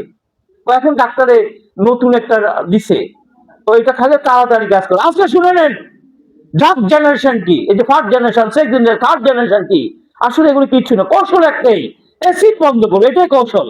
কিন্তু ফার্স্ট জেনারেশন ড্রাগ গুলো যদি 2 মিনিট সময় নিত, থার্ড জেনারেশন ড্রাগ গুলো 1 মিনিটে সে কাজটি করবে। এই জন্য এখন কি করে থার্ড জেনারেশন ড্রাগ কত তাড়াতাড়ি বন্ধ হয়। আমি কি বুঝাতে পেরেছি? আমি ছোট্ট একটি উদাহরণ দিয়ে আপনাকে বিষয়টা বোঝানোর চেষ্টা করলাম। প্রতিটি জাত একই কাদায় কাজ করে, জাত কিন্তু একটা, জেনারেশন চেঞ্জ হয়ে গেছে। আগে আস্তে কাজ করতো, এখন রুগী তো মহাখুশি, কারণ সাথে সাথে কাজ করে, খাইতে ভালো লাগে। তাহলে আসুন, আমরা পেয়ে গেছি আমাদের সমস্যার জায়গা। কোষের খাবার 6টি, কয়টি? কোষের খাবার 6টি, মুখের খাবার হাজার, সিএফসি, ডিএফসি, খাবার কি মজাদার খাবার। আমাদের মেয়েরা তো কি ভাই ইউটিউব দেখে রান্না করে, হ্যাঁ, বই দেখে রান্না করে। আজকে ভালো করে শুনে রাখুন, বিজ্ঞান বলছে খাবারকে বেশি চেঞ্জ করা যাবে না। খাবারকে যত বেশি পরিবর্তন করবেন সেই খাবারের পুষ্টিগুণ কি হয়ে যায়, ড্যামেজ হয়ে যায়। এই জন্য বিজ্ঞান খাবারকে বেশি পরিবর্তনের অনুমোদন করে। কিন্তু আজকে আমাদের খাবারগুলো মারাত্মকভাবে চেঞ্জ হয়ে যাচ্ছে। এবং এর শুরুটা কোত্থেকে জানেন? ঘর থেকে। আমাদের গৃহিণীরা এত মজার মজার রান্না করে, ওরে নিজে খায়, হাজবেন্ডকে খাওয়ায়, পরিবারকে খাইয়া সকলকে অসুস্থ বানায়, নিজে ডাক্তার পেছনে দৌড়ায়। এই জন্য আমি সবসময় বলি, আমাদের গৃহিণীরা যদি খাদ্য সচেতন হয়, 80% ডিজিজ ঘর থেকে বিদায় হয়ে যাবে। জোরে একটা হাতে 80%। আমেরিকান স্ট্যান্ডার্ড বলছি, একজন মানুষের সারা মাসের তেল চাহিদা হচ্ছে মাত্র আধা লিটার। কত লিটার? আধা লিটার তেলে বেশি খাওয়া যাবে না। আপনি জিজ্ঞেস করেন আপনার ফ্যামিলি মেম্বার কজন, ফ্যামিলি মেম্বার 4 জন, আপনার তেল কত লিটার লাগে? 8 কেজি তো লাগে, মাঝে মাঝে 10 কেজিও লাগে, 10 লিটারও লাগে। তাহলে যেখানে 4 জন মানুষের জন্য 2 লিটার তেলের প্রয়োজন, তার লাগছে 8 লিটার, বাকিটা গেল কোথায়? এগুলো কিন্তু দেহের ভিতরে জমে জমে heart problem, kidney problem, liver, এমনকি বিজ্ঞান বলেছে ক্যান্সারের মতো কঠিন কঠিন রোগের সৃষ্টি করছে। জোরে একটা হাততালি চাই, কঠিন কঠিন। আপনি খাদ্য সংশোধন করবেন না, আপনি কিভাবে আশা করেন আপনি রোগ মুক্তি পাবেন? এই কথাগুলি ডাক্তার কখনো আপনাকে বললে খেলা, জোরে একটা হাততালি, খেলা খতম। বুঝে নিন কি বলতে চেয়েছে। এগুলি বলবে না, বললে তো তার এই যে 2,500 কোটি টাকার ড্রাগ বিজনেস কোথায় যাবে? শুধু একটা ড্রাগ, বাকিগুলো বাদ দিলাম। আমরা কোষের খাবার 6টি, মুখের খাবার হাজার হাজার। কোষের সেই 6টি খাবার কি একটু পরে আমরা দেখাবো। তাহলে আসুন, আমরা এতক্ষণ আলোচনায় আমরা দেখেছি আমাদের সমস্যা কোথায়, কোষে, চিকিৎসা চলবে কোষে। আচ্ছা, এতক্ষণ আলোচনায় আমরা কি কোথাও দেখেছি আমার এই দেহ কোষটি অসুস্থ হয়েছে কোনো ডাক্তারের অভাবে? একটু কথা বলবেন। আমরা কি কোথাও দেখেছি এই কোষটি অসুস্থ হয়েছে কোনো হাসপাতালের অভাবে? কিন্তু আমাদের মাথায় কি ঢুকিয়ে রেখেছে, সময় মতো ডাক্তার দেখান না, এই কারণে তো সমস্যাটা হয়েছে। কি এটা ঢুকে দেওয়া হয়নি? আমাদের আক্ষেপ, গ্রামের মানুষের শহর, বড় একটা প্রফেসর যদি দেখাইতে পারতাম, শহরের মানুষ যদি একটু সিঙ্গাপুর দেখতে পারতাম। এই আক্ষেপে আক্ষেপে সব মানুষগুলো মারা যাচ্ছে।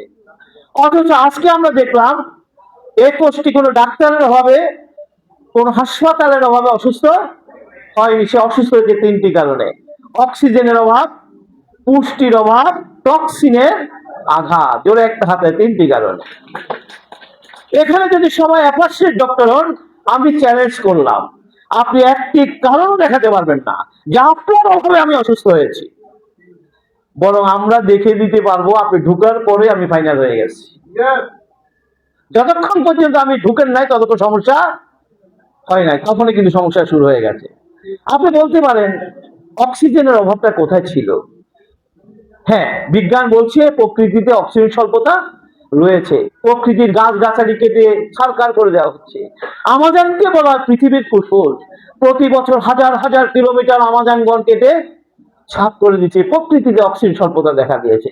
কিন্তু আমাদের কিছু করার, এ তো সেই চিকিৎসা ব্যবসায়ীদের টার্গেট, আমাদের কিছু করার নেই। কিন্তু আমরা নিজেরা একটা ক্ষতি করছি কি ভাই, ছোটবেলা থেকে কি করছি, স্মোকিং। কি ক্ষতি হচ্ছে বলছে, ব্রিদিং ফর টেকিং অক্সিজেন। জোরে একটা হাততালি চাই। সৃষ্টিকর্তা এই ব্রিদিং রেখেছে কিসের জন্য? অক্সিজেনের জন্য। আপনি যখন একবার শ্বাস নেবেন, আপনার লাংয়ে 5 ট্রিলিয়ন রেড ব্লাড অপেক্ষা করে। কত? 5 ট্রিলিয়ন। টোটাল রেড ব্লাড আছে 30 ট্রিলিয়ন। 5 ট্রিলিয়ন রেড ব্লাড লাংয়ে এসে অপেক্ষা করে কখন একটা ফ্রেশ অক্সিজেন নেবেন। তার অক্সিজেন গুলো নিয়ে হার্টে যাবে, হার্ট পাম্প করে সারা শরীরে ছড়িয়ে দেয়। আপনি সেখানে কি করলেন?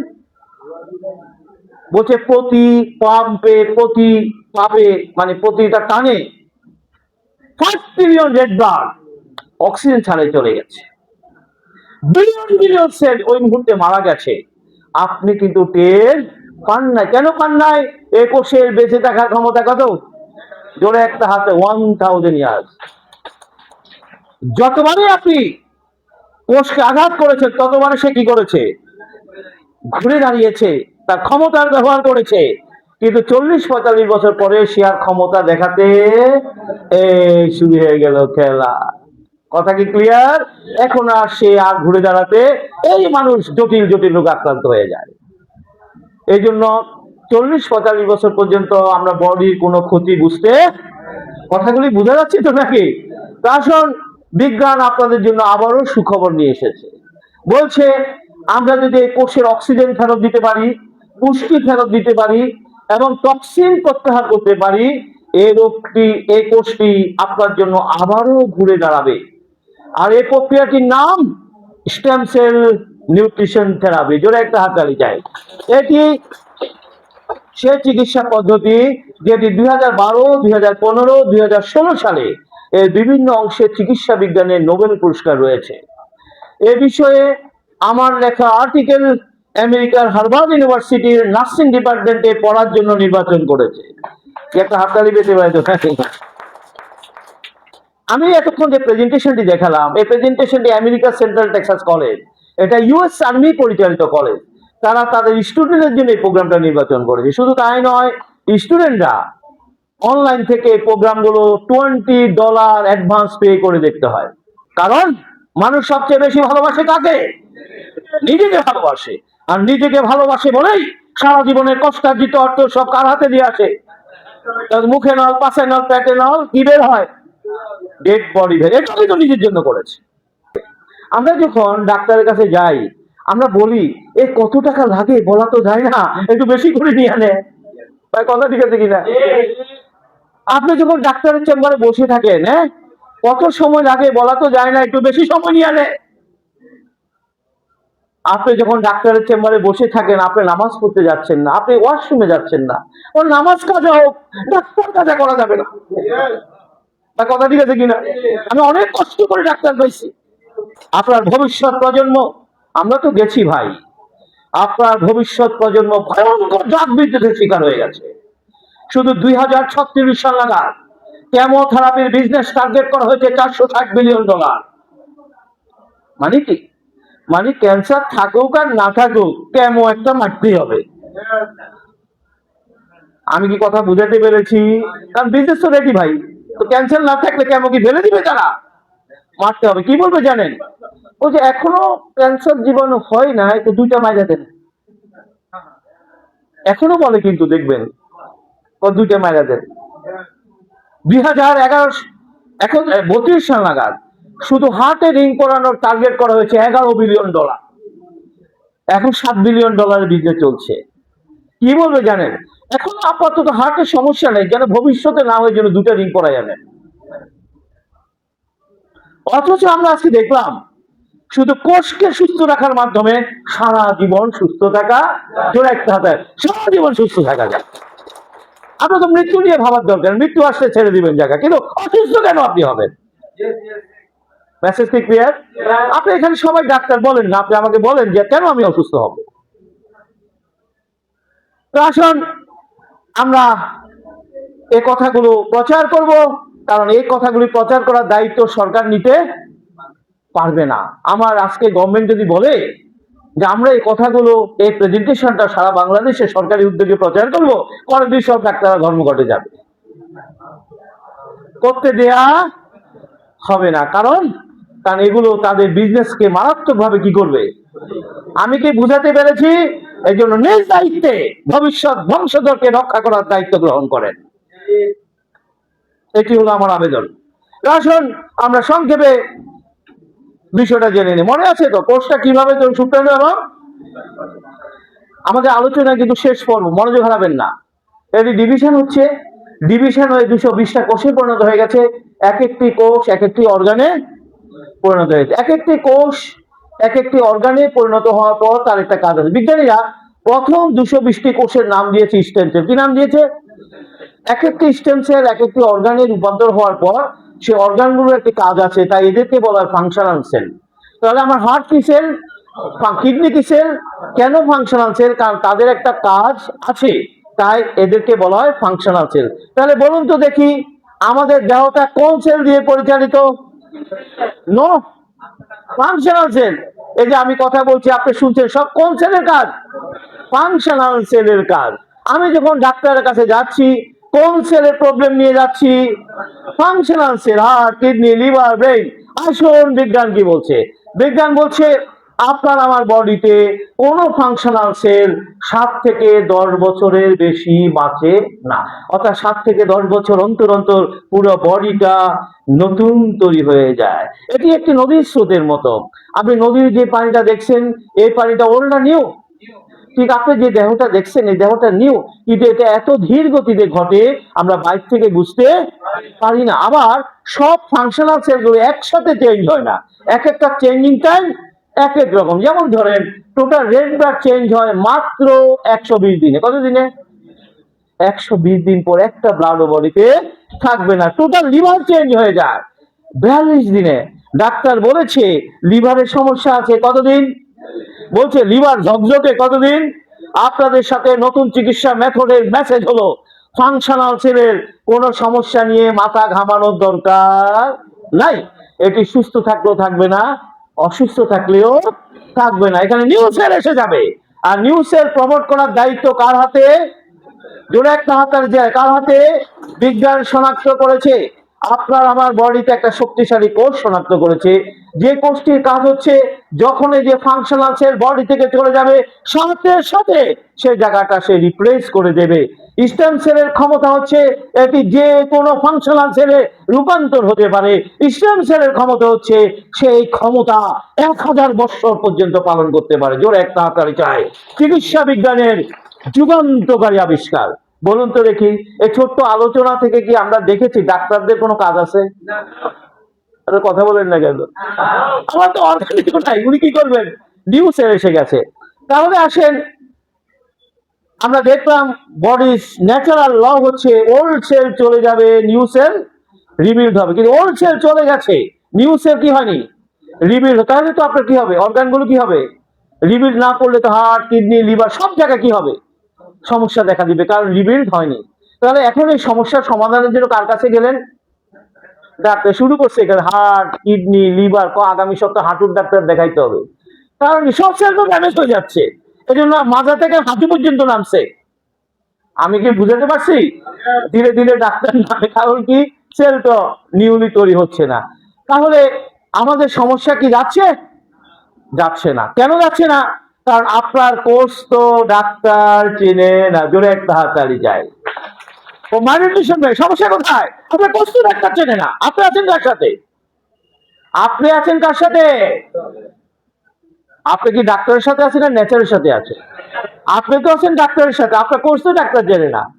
এই জন্য মানুষগুলো আর সুস্থ হতে পারে না। তাহলে পৃথিবীর কোন ডাক্তার, কোন হাসপাতাল যদি দাবি করে তার কাছে যাওয়ার পর আপনি রোগমুক্ত হয়েছেন, তাহলে মনে রাখতে হবে এর পেছনে কোনো না কোনো ভাবে স্টেম সেল দায়িত্ব গ্রহণ করেছে। প্রশ্ন, স্টেম সেল কার কোথায় দায়িত্ব গ্রহণ? ডাক্তার না নেচার? তো নেচার কি আপনার আশেপাশে নাই? আমরা যদি প্রতি মুহূর্ত নেচারের সাথে নিজেকে কানেক্ট রাখতে পারি, আপনার স্টেম সেল সবসময় অ্যাক্টিভ থাকবে এবং আপনি সবসময় রোগ মুক্ত থাকতে জোরে একটা রোগ মুক্ত থাকতে পারে। তাহলে আসেন আমরা ছোট্ট একটা উদাহরণ দিয়ে বিষয়টা আরো পরিষ্কার করব। রেড ব্লাড আরো পরিষ্কার করবো যে আসলে ঘটনাটা ঠিক। রেড ব্লাডের বয়স কত? রেড ব্লাডের কাজ কি? To carry the oxygen. আচ্ছা, রেড ব্লাড যদি অক্সিজেন ক্যারি না করে আপনি সর্বোচ্চ কতক্ষণ বাঁচবেন? 4 মিনিট। কতক্ষণ? 50 বছর কেমনি বেঁচে আছেন? কখনো কি জিজ্ঞেস করেছেন? আসল উত্তরটা আজকে জেনে নেন। বলছে প্রতি সেকেন্ডে আপনার বডিতে 20 লক্ষ রেড ব্লাড মারা যাচ্ছে। এটি ন্যাচারাল না আনন্যাচারাল? ন্যাচারাল। তার বয়স ফুরিয়ে গেছে, তার মৃত্যু ঘটছে। আচ্ছা বলুন তো দেখি, এই 1.5-2 ঘন্টায় কি পরিমাণ সেল মারা গেছে? 500 মিলিয়ন। আচ্ছা, এত সেল মারা যাওয়ার কারণে আমার কি রেড ব্লাডের সংখ্যা কমে যাওয়ার কথা না? কমেনি। কেন কমেনি? বলছে প্রতি সেকেন্ডে যে পরিমাণ রেড ব্লাড চলে যাচ্ছে সম পরিমাণ রেড ব্লাড স্টেম সেল জোরে একটা হাতে সাপ্লাই করে, যার কারণে 50 বছরেও আপনার রেড ব্লাডের সংখ্যা কমেনি। বলুন তো দেখি, রেড ব্লাডের সংখ্যা কমে গেলে একটা রোগের নাম অ্যানিমিয়া। কমন একটি জিনিস গ্রামে গঞ্জে বলে তোমার রক্ত পড়ে গেছে, রক্ত ঝরে গেছে, রক্ত শূন্য হয়ে গেছে। আজকে আমরা দেখলাম রক্ত পড়েও নাই, ঝরেও নাই, শূন্য হয় নাই, নিউ ব্লাড, জোরে একটা নিউ ব্লাড তৈরি হয়। কি কথা ক্লিয়ার? এটা যাবেই, কিন্তু নিউ ব্লাড তৈরি হয়। এখন এই সব রক্ত যদি তৈরি না হয় আপনি কি বাঁচবেন? অবশ্যই বাঁচবেন না, এবং আপনার বিপদ হবে। এই জন্য আপনি কার কাছে যাবেন? ডাক্তার কাছে। এই বিষয়ে বিশেষজ্ঞ ডক্টরকে কি বলা হয়? হেমাটোলজিস্ট। হেমাটো মানে ব্লাড, ব্লাডের ল্যাটিন শব্দ হেমাটো। লজিস্ট মানে বিশেষজ্ঞ। উনি কিসের বিশেষজ্ঞ? আচ্ছা, রক্তের বয়স কত? উনি কতদিনের বিশেষজ্ঞ? ওনার অ্যাপারসিএস পাস করতে লাগে 6 বছর। আর ডাক্তার কত দিনের? বুঝেন না এখন আমি কি বলতে চেয়েছি? আগে ব্লাডে তো না, উনি কাটি ফেলতে। আচ্ছা ভালো কথা, আমরা ডাক্তারের কাছে গেলাম। প্রথমে ডাক্তার সাহেব যে কাজটি করবেন, আপনার রক্ত মাপবেন। আজকে ভালো করে শুনে রাখবেন, পৃথিবীর সব ডাক্তাররা সব রোগীদের আগে কেন ব্লাড টেস্ট করায়? রেড ব্লাডের উপরের আবরণটাকে বলা হিমোগ্লোবিন। এই হিমোগ্লোবিনে মূলত অক্সিজেন রিসিভ করে। অক্সিজেনকে রিসিভ করে, এই জন্য ডাক্তার সাহেবরা হিমোগ্লোবিন দেখেন। কেন দেখেন? কারণ আমরা জেনেছি অক্সিজেন ছাড়া মানুষ বাঁচে না। তো অক্সিজেন রিসিভ কে করবে? এই জন্য থেকে আগে ব্লাড টেস্ট করে নিশ্চিত করেন প্রকৃতির সাথে আপনার রিলেশনটা কোন পর্যায়ে, তাড়াতাড়ি চায় কোন পর্যায়ে আছে। কথা কি বুঝেন না বুঝেন না? কথাগুলো সিম্পল, কিন্তু উনি আগে কনফার্ম হন প্রকৃতির সাথে কানেকশনটা ঠিক আছে কিনা। কারণ এটা যদি ঠিক না থাকে উনি কিছু করতে পারবে না। একটা সুস্থ মানুষের দেহে হিমোগ্লোবিন লেভেল থাকবে 12 থেকে 14%। মানে কি? মানে আপনার বডিতে পর্যাপ্ত রেড ব্লাড রয়েছে, হিমোগ্লোবিনের পরিমাণ ওকে, অক্সিজেনের পরিমাণ ওকে। তিনি রেড ব্লাড টেস্ট করে পেলেন, হিমোগ্লোবিন পেলেন মাত্র 7%। কত? আচ্ছা বলুন তো দেখি, তিনি কি ভেবেছেন? তিনি 3টে কথা ভেবেছেন। হিমোগ্লোবিন কম মানে অক্সিজেন লেভেল, আরে কথা বলেন না কেন? হিমোগ্লোবিন কম মানে কি কম? আর অক্সিজেন লেভেল কম মানে সবচেয়ে বড় ঝুঁকিতে কে আছে? সবচেয়ে বড় ঝুঁকিতে ব্রেন আছে। কারণ সবচেয়ে বেশি অক্সিজেন কার দরকার? এগুলো। এবং তিনি মেডিকেলের ভাষায় নিশ্চিত হয়ে গেছেন এই মানুষটি যে কোনো মুহূর্তে স্ট্রোক করতে পারে। তাই তিনি দ্রুত গতিতে সিদ্ধান্ত দিলেন রুগীকে এক্ষুনি ব্লাড দিতে হবে। আজকে ভালো করে শুনে নেন, কেন ডাক্তাররা রুগীদেরকে ব্লাড দিতে বলা হয়? কারণ হিমোগ্লোবিন ছাড়া মানুষ বাঁচবে না। ব্লাড কখনো ডাক্তার বানাতে পারে না, সায়েন্টিস্ট বানাতে পারে না, ল্যাবে ড্রাগ তৈরি হয় না। ব্লাড শুধুমাত্র মানুষের দেহে তৈরি হয়। তাই মানুষের দেহে রক্ত মানুষের দেহে প্রবেশ করিয়ে তার হিমোগ্লোবিন লেভেল বাড়িয়ে দিত। তার সামনে এর কোনো বিকল্প নেই। কথাগুলি ভালোভাবে শুনে রাখবেন, মনে রাখবেন। যাদের দুর্ঘটনায় রক্তপাত ঘটে, অনেক মেয়েদের সন্তান প্রসবের পর প্রচুর রক্তপাত ঘটে, যাদের স্টেম সেল দুর্বল, তাদের রক্ত তৈরি হয় না, প্রত্যেকের ক্ষেত্রে ডাক্তারদের একটাই পরামর্শ কি দিতে হবে? এখানে কোনো বিকল্প নেই। আচ্ছা 3-4 ব্যাগ ব্লাড দেওয়ার পরে তিনি আবার হিমোগ্লোবিন মাপলেন, মেপে বললেন ওকে। কি ওকে? মানে তার হিমোগ্লোবিন লেভেল বেড়ে গেছে। হিমোগ্লোবিন লেভেল বেড়ে গেছে মানে অক্সিজেন লেভেল বেড়ে গেছে। আর অক্সিজেন লেভেল বেড়ে গেছে মানে স্ট্রোকের ঝুঁকি থেকে সে বেরিয়ে এসেছে। তিনি একটা টিক চিহ্ন মারেন যে হ্যাঁ ঠিক আছে এখন। আচ্ছা তিনি যে 3-4 ব্যাগ ব্লাড দিলেন, ওটা কি থাকবে বডিতে? কথা বলেন। তাহলে এটা উঠলো কিভাবে? তিনি একটা কৌশল করেছেন। যতবারে ব্লাড দিয়েছেন ততবারে রুগীকে বলেছেন একটু দুধ খান। কথা বলেন, বলেছেন না বলেন? একটু ডিম খান, ফলমূল খান। আপনি রুগী দেখার সময় কি নিয়ে গেছেন ভাই? ওখানে ছিল রহস্য, খাবারে ছিল পুষ্টি। আর পুষ্টি কাকে বুঝ করেছে? জোরে একটা হাত ধরে যে কাকে বুঝ করেছে বলেন? ক্রেডিটটাকে নিয়ে গেল। ও এত বড় ডাক্তার, 6 মাসের আগে অ্যাপয়েন্টমেন্ট পাওয়া যায় না। আচ্ছা, রেলগার্ডের বয়স কত? 6 মাস 180 দিন। এই যে আপনি 180 দিন পরে ডাক্তারের সন্ধান পাইলেন, ব্লাড আছে কি? তাহলে বেঁচে ছিলেন কিভাবে? পেছনে কারণ ছিল বিজ্ঞান বলছে এটি এমন একটি শক্তিশালী সেল যেটি সামান্য প্রকৃতির সাথে কানেক্ট পাওয়ার পর বিলিয়ন বিলিয়ন সেল তৈরি করে বডিতে ছেড়ে যায় এবং আপনাকে রিফিল করে দেয় জোরে একটা। এই জন্য দেখবেন ক্রিটিক্যাল অবস্থা থেকে অনেক সময় মানুষ বেঁচে যায়। আইসিইউর ভিতরে ঢুকার পর কাইটা সিরা ভত্তা বানাইয়া ঢুকার পরে ডাক্তার বলে 72 ঘন্টা অপেক্ষা করেন। কেন অপেক্ষা করতে বললেন? তিনি অপেক্ষা করে দেখছেন স্টেম সেল ওয়ার্ক করে কিনা। দেখেন পৃথিবীর সমস্ত সার্জনরা অপারেশন শুরু করার আগে একটা নাদামি লিখে নেন না, বন্ড সই করে নেন। শুধু সেখানে নয়, আপনি কেমো দিতে যাবেন, আপনি এমআরআই করতে যাবেন, আপনি সিটি স্ক্যান করতে যাবেন, যাই করতে যাবেন আগে একটা বন্ড সই দিতে হয়। সে বন্ড সইতে কি লেখা থাকে জানেন? সে বন্ড সইতে লেখা থাকে এই অ্যাপ্রোচ করার পর, এই অপারেশন করার পর রোগীর যদি মৃত্যু ঘটে অথবা কোনো দুর্ঘটনা ঘটে, এই জন্য ডাক্তার বা হাসপাতাল কর্তৃপক্ষ দায়ী। কেন তিনি দায়ী মুক্তি নিয়ে নিলেন? কারণ তিনি তো জানেন যে তিনি কাটবেন, সুন্দর করে সেলাই করবেন, কিন্তু পরবর্তী দায়িত্ব তার হাতে, জোরে একটা হাতে। এই জন্য আগে থেকে নবদ লিখে নেন, ভাই আমি বন্ড সই করি না, আমি জানি। কথা কি ক্লিয়ার? কারণ ওই দায়িত্ব তার হাতে। তাহলে কেন তিনি বন্ড সই করে লিখে নিলেন? কি দরকার ছিল? একটা ফোঁড়া কাটবেন, দেখবেন একটা বন্ড সই লিখে নেয়।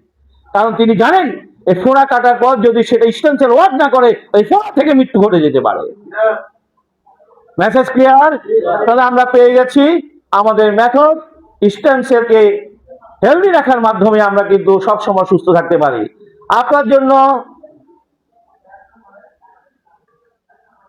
শেষ কথা, এগুলি কি সেল? এটা কি বডিতে কেউ থাকবে? রিবিল্ড হবে। রিবিল্ড কে করবে? আপনার স্টেম সেল তো দুর্বল। তখন স্টেম সেল যদি দুর্বল হয়, ফাংশন সেল কি হবে? দুর্বল সেল কাকে মেসেজ করবে? এবার কিছু পেশেন্ট আছে সারাক্ষণ কমবে, ও ভাবে বাবা রে, পারতেছি না রে, গেছি রে, সারাক্ষণ অভিযোগ করে, আছে কিনা বলেন? মানে কি? মানে তার ফাংশনাল সেল গুলো এত দুর্বল, আর সবাই কাকে মেসেজ করে? এত বেশি মেসেজ ব্রেনে আসে, গেছি রে বাবা রে। ডায়াগনোসিসের কোনো দরকার আছে কি? কোনো দরকার? আমরা যে রেখেছি সে ভয়ঙ্কর বিপজ্জনক অবস্থা আছে। আচ্ছা, এর কি বাসায় রাখা যাবে? এটা অবশ্যই হাসপাতালে সিল্লি করে বাসায় রাখা যায় না। আপনি হাসপাতালে নেওয়ার পর প্রথম ডাক্তার সাহেব একটা ইঞ্জেকশন পুশ করে দেখবেন। ইঞ্জেকশনটা মরফিন ইঞ্জেকশন। ইঞ্জেকশনটার কাজ হচ্ছে মুহূর্তের মধ্যে ব্রেনের সাথে হোল বডির যোগাযোগ। দেখছেন সারা কি ধরপর করছে, ওমা এখন কি সুন্দর করে ঘুমায়, ওমা কেন ঘুমায়? তার ব্রেন কোনো সিগন্যাল দিতে পারে না। আমরা এটা সমর্থন করি কতদিন? কথা বলে কতদিন? রুগীর জন্য সেটা প্রয়োজন, ওই মুহূর্তে রুগীর জন্য এটা প্রয়োজন আছে। কিন্তু রুগীরা যদি এটা মনে করে না অনেক বড় ডাক্তার, অনেক বড় হাসপাতাল, দিলে ভালো লাগে, খাইলে ভালো লাগে, এই বিপদ শুরু হলো। এবং আমাদের বিপদটা সেখানে, আমরা যে ডাক্তারের ড্রাগ খেয়ে মজা পাই সেটা খোলস বালিশে মিশে রাখি, আর যখন সমস্যা এটা নিয়ে ভাগা যায়। সিঙ্গাপুরের ডাক্তার লিখছে, বা ফার্মেসি দিয়ে খুঁজে কোন ডাক্তার লিখছে, ও ঢাকা মেডিকেলের ডাক্তার লিখছে, ওইটা আসেনি। এ খোসা নিয়ে যায় আর খোসা কিনে কিনে ড্রাগ খায়। ভাই কথাগুলি ঠিক আছে কিনা বলেন? খোসা নিয়ে যায়। আমরা এটা সমর্থন করি কতদিন?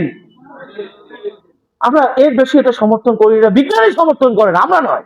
বিজ্ঞানী বলছে 15 দিনের বেশি ড্রাগ খাওয়া উচিত নয়। তাহলে ইমার্জেন্সি যদি আমার ড্রাগ দরকার নেব, সাথে সাথে স্টেম সেল কি করতে হবে? বুস্ট করতে হবে। স্টেম সেল যখন অ্যাক্টিভ হয়ে যাবে, রিপেয়ারিং কাজটা কমপ্লিট হয়ে যাবে। প্রবলেম জোরে একটা প্রবলেম। কিন্তু আমরা দ্বিতীয় কাজটি কেউ করি, শুধু আগে খাইতে থাকি আর ডাক্তার বদলাইতে থাকি। এ হলো আপনার কোষের খাবার। কোষের খাবার কয়টি? Amino acid, glucose, fatty acid, vitamin, minerals. এগুলো কোথায় পাওয়া যায়? এগুলি কখনো রান্না করে পাওয়া যায় না, এগুলি কখনো স্যান্ডউইচ বানাতে পারে না, এগুলি প্রকৃতিতে পাওয়া যায়। আচ্ছা, এখানে কোথাও কি দেখছেন কালো ভুনা আছে? নাই? কালো ভুনা, সাদা ভুনা আছে নাকি? সিএফসি, ডিএফসি, কেএফসি আছে? 40 বছর তো এগুলি খাইছেন। মাইনরিটির সঙ্গে আমি কি বলতে চাইছি? কোষের বাইরে কোনো খাবার গ্রহণ, তারপর যা খেয়েছি খাবার কিছু ছিল না, তো এতদিন সময় লাগলো কেন? ওই যে বলেছি এ কোষের বেঁচে থাকার ক্ষমতা কত? এই যে 40 বছর পর্যন্ত আপনি কিছু বুঝতে পারেন না, কিছু হলে একটু বাজারে যাই আর ড্রাগ খাই আসছেন। আমি কথাটা বাজার কর ডাক্তার সাহেব একটু এখানে এই হচ্ছে কয়টা খাই ফেলেন, এগুলি চলছে। একটা পর্যায়ে বডি আর কোনো নিয়ন্ত্রণ নিতে পারে না। তাহলে আসুন লিভেন গ্লোবাল আপনাদের জন্য বিশেষ ধরনের একটা ন্যাচারাল প্রোডাক্ট নিয়ে এসেছে, যেটি মূলত স্টেম সেল নিউট্রিশন। এটি কোনো রোগ নিরাময় ওষুধ নয়। আচ্ছা, এতক্ষণ আলোচনায় আমরা কি রোগ নিরাময়ের কোনো ওষুধ দেখতে পেয়েছি? পৃথিবীর কোথাও আছে? মানুষের সাথে কি প্রতারণা হচ্ছে? রোগ নিরাময়ের কোনো ওষুধ নেই। রোগ মানে তো কিছু নেই। রোগ মানে দুর্বল স্টেম সেল, সুস্থতা মানে হেলদি স্টেম সেল। আমরা যদি স্টেম সেলকে সবসময় হেলদি রাখতে পারি, আমরা প্রতিটা মুহূর্তে সুস্থ থাকতে পারবো। আমরা আবারও বলছি, আমরা মৃত্যু নিয়ে ভাববো না, মৃত্যু আসলে ছেড়ে দিতে হবে। এটা আপনি অসুস্থ হবেন কেন? এটার কোনো কারণ নেই। আর অসুস্থ হলে তো আমরা বলছি কতদিন যা খাওয়া যেতে পারে, আপনি ব্যবস্থা করে দিলাম না বড় ডাক্তার, তাহলে বিপদে পড়ে গেছেন। আসুন আমরা এটা করব আপনার জন্য প্রেসক্রিপশন। তাহলে আমরা কি, আমি যে দায়িত্ব নিয়েছিলাম 80% কি বুঝে পেয়েছি? কারা কারা পাইনি একটু হাত তোলেন, তাহলে জোরে একটা হাত তালি চাই। একজন মানুষে কিন্তু সব বুঝে গেছে যে 80% আমরা বুঝে পেয়ে। আসুন 20% এবার আপনার প্র্যাকটিস, এই প্র্যাকটিসটা আপনি করবেন। কথা বলছেন? 20% এর প্র্যাকটিসটা করবেন। Let's cooking for 20%। আর হাই হিট খাবার খাওয়া বহুত অন্যায় করেছেন। আর খাওয়া, গত বছরের কোরবানির মাংস আল্লাহর রহমতে এই বছর শেষ হবে। খাইয়েন, কি হয়ে গেছে? সব টক্সিন হয়ে গেছে। খেয়াল রাখতে হবে, খেয়াল রাখতে হবে। সুতরাং লেস কুকিং ফুড খেতে হবে 20%, গ্রিন ফুড খেতে হবে 60%। গ্রিন ফুড মানে কি? সালাদ, ফ্রুটস, র ফুড। কত পার্সেন্ট? দেখেন, এটা সবচেয়ে বড় প্রমাণ কি জানেন? বনের পশু পাখি আর মানুষের মধ্যে কোনো পার্থক্য না। আমরা দুটোই জানোয়ার, আমরা আশাপুর মাত্রকার, শ্রেষ্ঠ জানোয়ার। আচ্ছা, তাদের কোনো হাসপাতাল আছে? তাদের কোনো ডাক্তার আছে? আপনার জানোয়ারদের কেন দরকার? উত্তর একটাই, তাদের কোনো রান্নাঘর দূরে একটা তালিতে কি নাই। তারা প্রকৃতির খাবারগুলো সরাসরি খেয়ে ফেলে, আর আমরা জানোয়াররা খাবারগুলোকে চেঞ্জ করে খায়। আমার সেল কি হয়ে যায়? আচ্ছা, সেল ড্যামেজ হওয়ার পর এটা রিকভারি করার ক্ষমতা কি ডাক্তারের হাতে দেওয়া আছে? ডাক্তার কিন্তু সেল রিকভারি করতে পারবে না। তাহলে ইমার্জেন্সি আমার ডাক্তারের কাছে যেতে হতে পারে, কিন্তু তিনি রিকভারি করতে আপনি আমারও প্রকৃতির সাহায্য চাই। আসুন না, ডাক্তারের যারা এখনো মনে করছেন যে এখনো ডাক্তারের কাছে যাওয়ার সিমটম হয়নি, তারা আগে থেকেই প্রকৃতির কাছে ফেরত যান। জোরে একটা হাততালি যায়। যদি ডাক্তারের কাছে যেতে হয়, যেতে হবে, 3, 4, 10 লাখ টাকা চলে যেতে পারে, না ফেরার দেশেও চলে যেতে পারে। আমি কথা বুঝাতে পেরেছি? তাহলে আসেন না, সরাসরি প্রকৃতির কাছে জাম্প করেন এবং দেহটাকে সুস্থ করে তোলেন। Herbal food, herbal medicinal food, herbal medicine. Herbal মানে প্ল্যান্ট, প্ল্যান্টের ল্যাটিন শব্দ হার্বস। প্রকৃতির গভীর সমুদ্রে, হাই মাউন্টেনে, ডিপ ফরেস্টে এমন কিছু প্ল্যান্টের সন্ধান বিজ্ঞানীরা পেয়েছে। আগে রাজারা খেত, এখন এটি ল্যাবে এসেছে, কাল্টিভেশন হচ্ছে। রাজারা পুরো হোলসটা খেয়ে ফেলতো, তারা জানতো না কতটুকু খেতে হবে। আধুনিক বায়োমেডিক্যাল ইঞ্জিনিয়ারিং তারা এক্সট্রাক্ট নিয়ে এসেছে, মানে কোষের যতটুকু দরকার সেটা এক্সট্রাক্ট নিয়ে এই ধরনের ডিজাইন করা ফুড তৈরি করেছে। এগুলো দিতে হয় কোথায়? কোথায় দিতে হয়? কেন জীবের নিচে দিতে হয়? আমরা জানি আমাদের সারা শরীরে রক্ত সঞ্চালন লাইন রয়েছে 1.5 লক্ষ কিলোমিটার। তাহলে জীবের নিচে কি রক্ত সঞ্চালন লাইন আছে? জীবের নিচে রক্ত সঞ্চালন লাইন, এটা সরাসরি হার্টের সাথে কানেক্টেড। এই জন্য দেখবেন অনেক ডাক্তারের ড্রাগ হচ্ছে জীবের নিচে দিতে হয়। আছে কিনা বলেন? হার্টের রোগীদেরকে বলা হয় জীবের। কারণ কি? মেডিকেলের মেথড হচ্ছে ড্রাগ হোক, খাবার হোক, পুষ্টি হোক, এটি যত তাড়াতাড়ি ব্লাডে রিচ করবে তত তাড়াতাড়ি অ্যাকশন শুরু। এই জন্য তারাও কি করে? ড্রাগ গুলো সরাসরি রোগীর দেহে ইন্ট্রাভেনাস ইনজেকশন দিয়ে প্রয়োগ করে দেয়। কৌশলটা একটাই, যতক্ষণ ব্লাডে না আসবে অ্যাকশন শুরু হবে। সেটা খাবার হোক, পুষ্টি হোক, অথবা এই জন্য এগুলো ডিজাইন করা নিউট্রিশন, যেগুলো আপনার জীবের নিচে দেওয়ার পর অ্যাবজর্ব হয়ে যাবে, সাথে সাথে হার্টে চলে আসবে। হার্ট প্রতি মিনিটে 70 থেকে 72টা বিট করে 5 থেকে 6 লিটার রক্তকে 1 মিনিট সময়ের মধ্যে 3 লক্ষ কিলোমিটার রাস্তা ঘুরে নিয়ে আসবে। অ্যাকশন শুরু। যারা এই মেথড ব্যবহার করে দেহটাকে আবারও সুস্থ করে নিতে চান, তারা 3 থেকে 6 মাস এই প্র্যাকটিসটা করবেন, সারা জীবন করবেন, অসুবিধা কোথায়? সুস্থ থাকতে এর চেয়ে বিকল্প তো নেই। করবেন। সিরিয়াস পেশেন্ট যারা, তারা মেনে চলতে হবে। এর সময়ের মধ্যে ইমার্জেন্সি যদি কোনো ড্রাগের দরকার হয় বন্ধ করা যাবে না, কেননা ড্রাগ দিয়ে আপনি কিছুটা আরামে আছে। হঠাৎ ড্রাগ বন্ধ করে দিয়ে সব আবার কি করবে? মেসেজ পাঠাবে আপনাকে আবার হাসপাতালে নিয়ে। দরকার নেই, ড্রাগ চলছে, চলো স্টেম সেল বুস্ট করেন, নিজের ডাক্তারি নিজে করেন। এবার 15 দিন, 1 মাস, 2 মাস আপনি নিজেই বুঝতে পারবেন কেমন যেন একটা পরিবর্তন আছে। এবার সিদ্ধান্ত নেন, দেখি ডাক্তার দেওয়া ড্রাগটা একটু কমিয়ে দেখি, একটু বন্ধ করে দেখি। কমানোর পর, বন্ধ করার পর আপনি যদি বুঝেন যে না, ড্রাগ না খেলে তো আমার কোনো সমস্যা হয় না, তাহলে বুঝতে হবে আপনার দেহ আপনার দায়িত্ব গ্রহণ, জোরে একটা হাতের দায়িত্ব গ্রহণ করে। এবার আমরা সেলফ এক্সপেরিমেন্টের মাধ্যমে আমরা দেহটাকে সুস্থ করি। এখানে যারা ড্রাগ ব্যবহার করছেন দীর্ঘদিন, মনে রাখবেন আপনি 10-15 বছর যে ড্রাগটি ব্যবহার করছেন, সেটা প্রেশার হতে পারে, ডায়াবেটিস হতে পারে, হোয়াট এভার ইট ইজ, আপনি একই ড্রাগ কিন্তু 15 বছর ব্যবহার করছেন। তাহলে 15 বছর কি হয়েছে? শুধু ডোজ চেঞ্জ হয়েছে আর কোম্পানির নাম চেঞ্জ হয়েছে। ডোজ চেঞ্জ হয়েছে আর কি হয়েছে? কোম্পানি। একই ড্রাগ যদি 100টি কোম্পানি থেকে 100 নামে আছে, আপনি তো আর জানেন না, ডাক্তার কিন্তু আরেক কোম্পানিটা। ড্রাগ চেঞ্জ করার ক্ষমতা ডাক্তারদের হাতে নেই। ড্রাগ একটি জায়গায় ফর্মুলা হয়, পৃথিবীর সব ডাক্তাররা সেটা শুধু অনুসরণ করে। সুতরাং আপনি সর্বশেষ যে প্রেসক্রিপশনটা ফলো করছেন সেটা ফলো করুন, আর স্টেম সেল বুস্ট করুন। এভাবে ধীরে ধীরে দেহটাকে সুস্থ করে তুলুন এবং নিজের ডাক্তারি নিজে করে ড্রাগ থেকে মুক্তি নিন। Thank you very much.